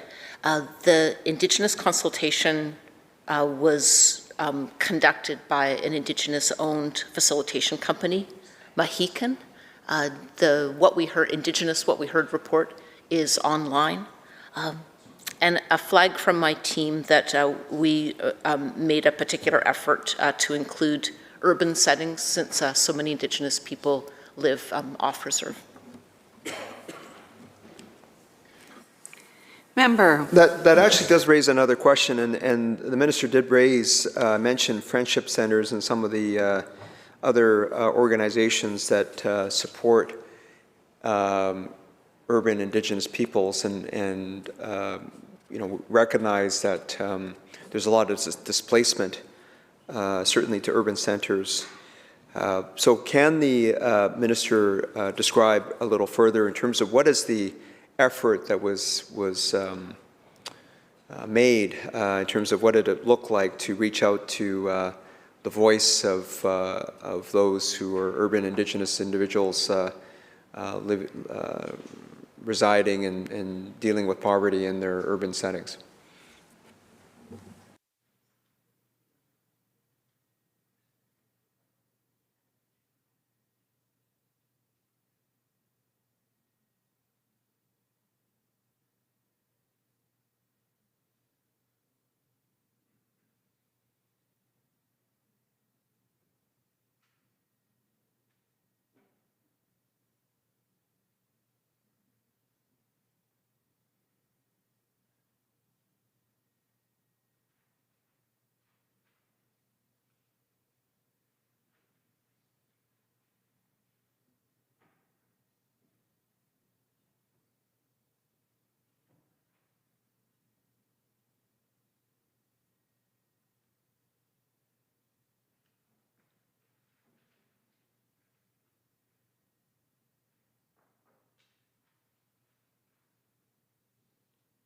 Minister. Thank you, Madam Chair. So 5 that we held, 5 in-person town halls hosted in partnership with friendship centers. We had 8 booths or workshops at First Nations gatherings such as FNLG, Elders Gathering, Gathering Our Voices, Youth Conference. There was a real focus on urban and Indigenous individuals going to their AGMs, for example, where we thought that people would gather And that was always when invited, but we invited ourselves to be invited so that we could be where people were already gathering.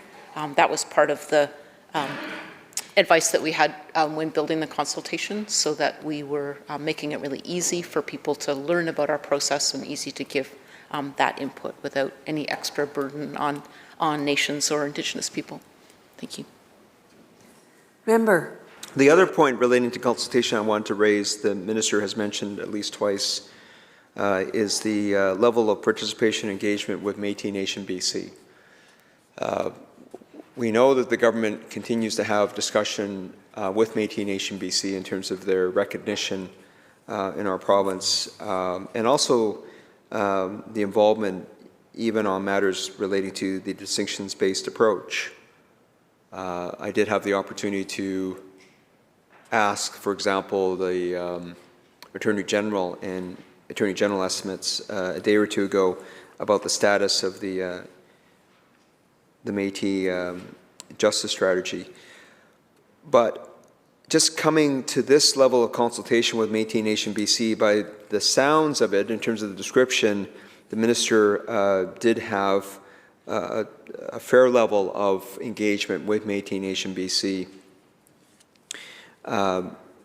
Was there any impediments or limitations on the level of consultation that was conducted with Métis Nation BC in respect of what is being addressed under Bill 7?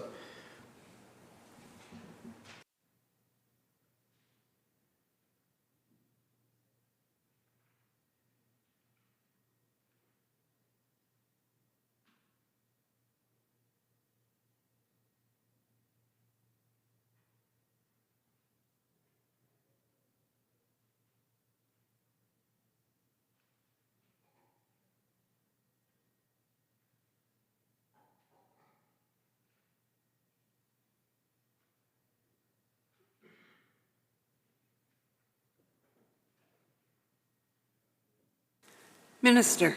Thank you, Madam Chair. No impediment. We funded Métis Nation BC to do their own engagement process. So that ministry funded engagement on Métis experiences of poverty and wellness. Their report is embedded within our Indigenous What We Heard report. That's available online. That was on the consultation. And then on the legislative consultation and cooperation, Métis Nation BC was invited to share input and co-develop policy and legislative amendments. Member. Madam Chair, I wanted to come back to an earlier comment that the minister made at the outset relating to the importance of this bill and the work that's being done with Bill 7. And so this is alongside of the discussion we've been having about poverty reduction and the overall goal and objective to continue to address poverty in our province. The other question or point that the minister made in her statement was the alignment of laws that's required under Section 3 of the Declaration of Rights of Indigenous Peoples Act.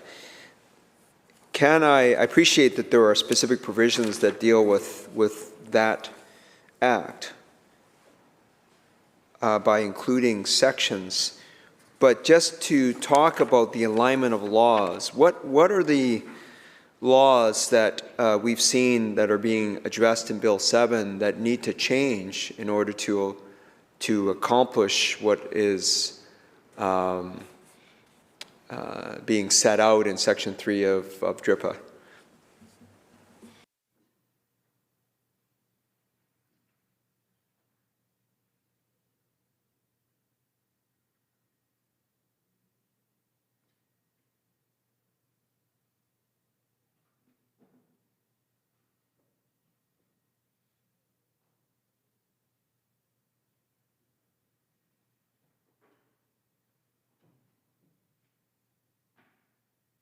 Minister. Madam Chair, with respect to the member, I think it's going to be easier for us to do that in the clause by clause because they're in a number of places in the legislation. As I said, early that we committed to align these three acts with DRIPA, and that is embedded throughout the package. Member.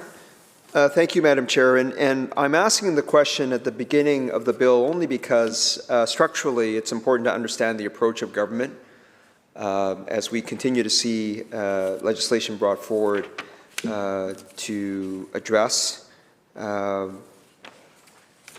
for example, Section 3 of the Declaration of Rights of Indigenous Peoples Act. When I look at the bill itself, the structure of the bill,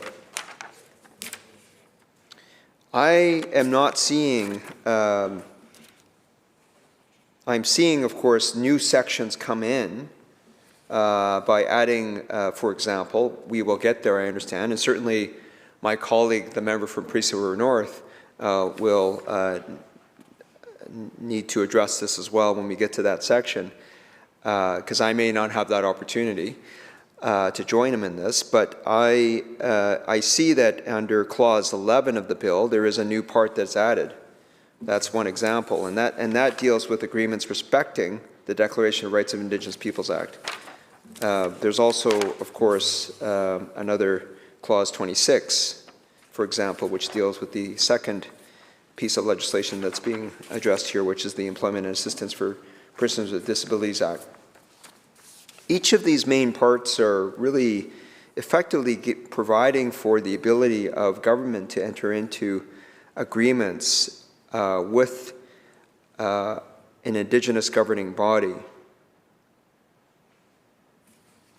And the mechanism behind that. I'm not going to attempt here, Madam Chair, a review of those provisions, because I do understand it's more appropriate to deal with that when we get to those individual clauses. My point only is this. I don't see how this bill is addressing any consistency points, though. This is a bill that provides for agreement making under Section 6 and Section 7 of DRIPA, but it doesn't actually align laws. So I'll ask, through you, Madam Chair, to the Minister, a clarification. In what ways does Bill 7 align the legislation contemplated or under the current legislation on Employment and Assistance Act and the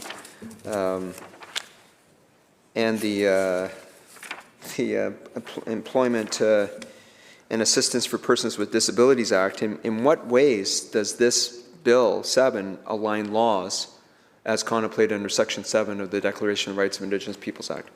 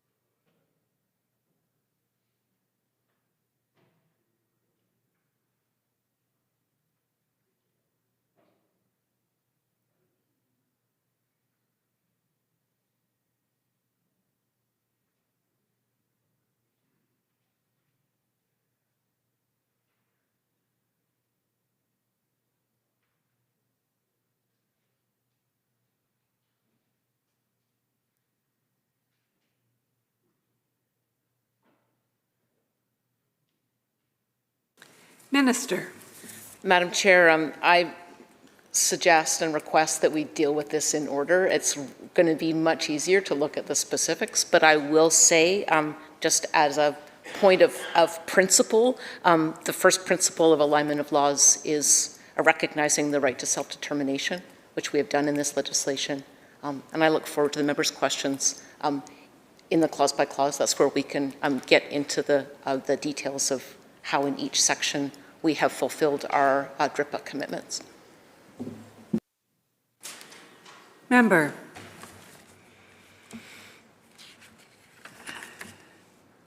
I think the minister is referring to a particular clause of UNDRIP, certainly relating to self-determination, that does run through UNDRIP and the declaration as defined under the Declaration of Rights of Indigenous Peoples Act.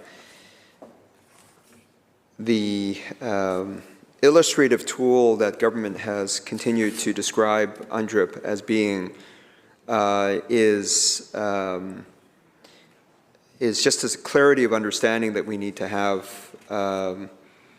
So I would ask the minister, though, at this juncture, when we're talking about the alignment of laws, using all measures necessary to do so, to ensure that the laws of British Columbia are consistent with the Declaration, what are the other articles of UNDRIP which is attached to the Declaration of Rights of Indigenous Peoples is the government turning its mind to, other than articles relating to self-determination that are being aligned with the legislation that is being addressed in Bill 7?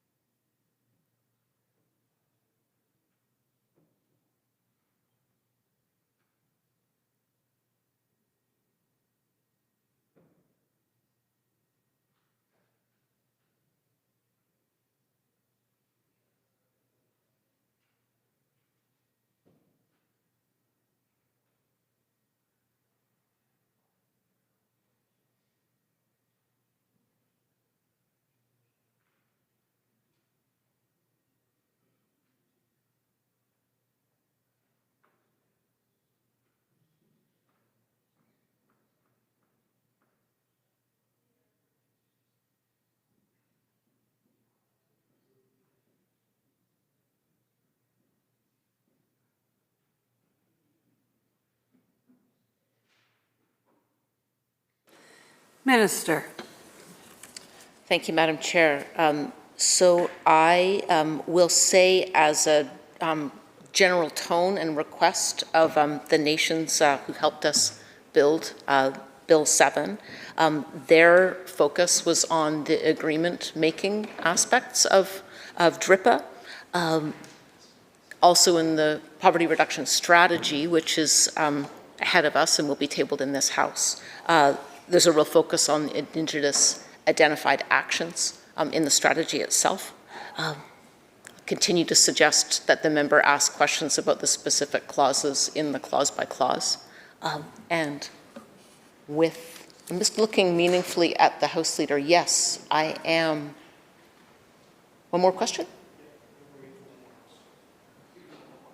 All right, then, thank you. Member. Thank you, Madam Chair, and I appreciate the response from the minister in attempting to address the question. I know that as this government continues to move down the path of the implementation of UNDRIP under the Declaration of Rights of Indigenous Peoples Act. We're now into, we're crossing over into year 5 almost now. When we come into the fall of 2024, it'll be 5 years since UNDRIP was adopted in this province. So I think it's very important that government continues to have a real understanding of clarity, because if government doesn't have that clarity, then the public doesn't have that level of clarity. So I appreciate that there has been a focus on agreement-making powers under Section 6 and Section 7 of the Declaration of Rights of Indigenous Peoples Act. But I do think, to the extent that we are talking nation to nation, government to government about UNDRIP and the articles of UNDRIP, I know that the article that the minister referred to effectively is Article 4, which is that Indigenous peoples, in exercising the right to self-determination, have the right to autonomy or self-government in matters relating to their internal and local affairs, as well as the means and ways for financing their autonomous functions. Financing is an important concept, but I don't have the opportunity to talk about financing here, but it is a recognition that even when we talk about self-determination, financing and own source revenue is an important component. I'm not sure, and this is the reason why I'm raising it with the minister responsible, I'm not sure I see the word poverty in UNDRIP as a concept. And I only say that because the member from, the House Leader from the third party raises an important point. In his view, he's advocating for why aren't we just talking about poverty elimination? Well, all I'm pointing out is that when we're talking about alignment of laws with UNDRIP, recognizing the aspirational illustrative document that this is and what the government lawyers have been saying, even in the Mineral Tenure Act review case with the Hatchesat and Gitslada First Nations, that's still the position. So I'm just trying to understand what alignment of laws this government is doing with UNDRIP at that level of clarity. And then secondly, I would just point out this. When we're talking about agreements with Indigenous peoples under DRIPA, just as an example, Indigenous governing body, the term that's used in this act, we know that it is the position of government that Métis Nation BC is not an Indigenous governing body. So I would hope that Métis Nation BC and the level of consultation that has been done to date on this bill had the opportunity to express their concern around that, because they're not even recognized as far as I see. I mean, the exchange of letters with the minister responsible for Indigenous Relations and Reconciliation in May of 2023 would suggest that the government doesn't even recognize Métis Nation BC as an Indigenous governing body. So I know that that is two questions in one. The minister may or may not have the time to respond to all of them, but I did want to get the questions on the record, at least, so that she can properly address them as she's able to. And I'm sure my colleague, the member from Peace River North, will continue this committee stage on this bill as we go.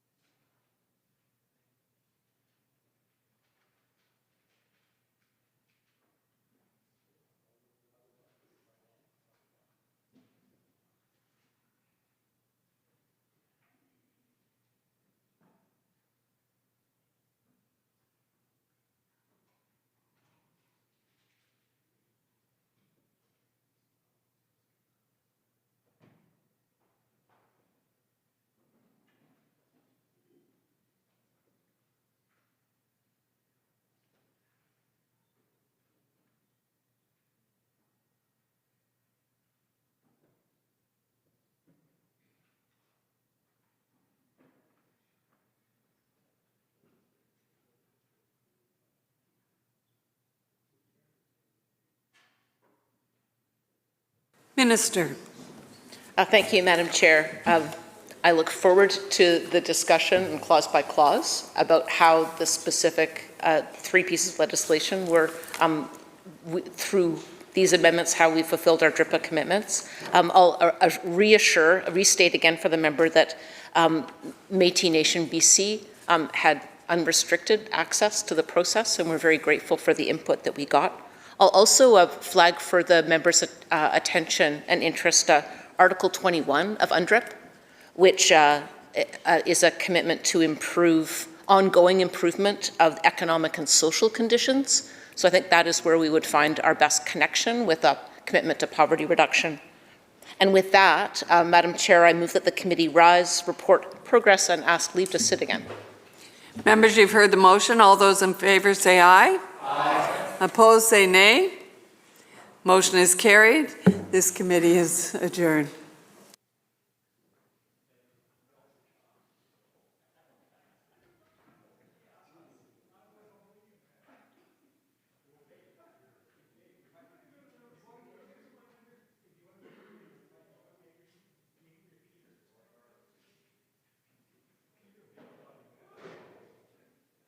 Committee Chair.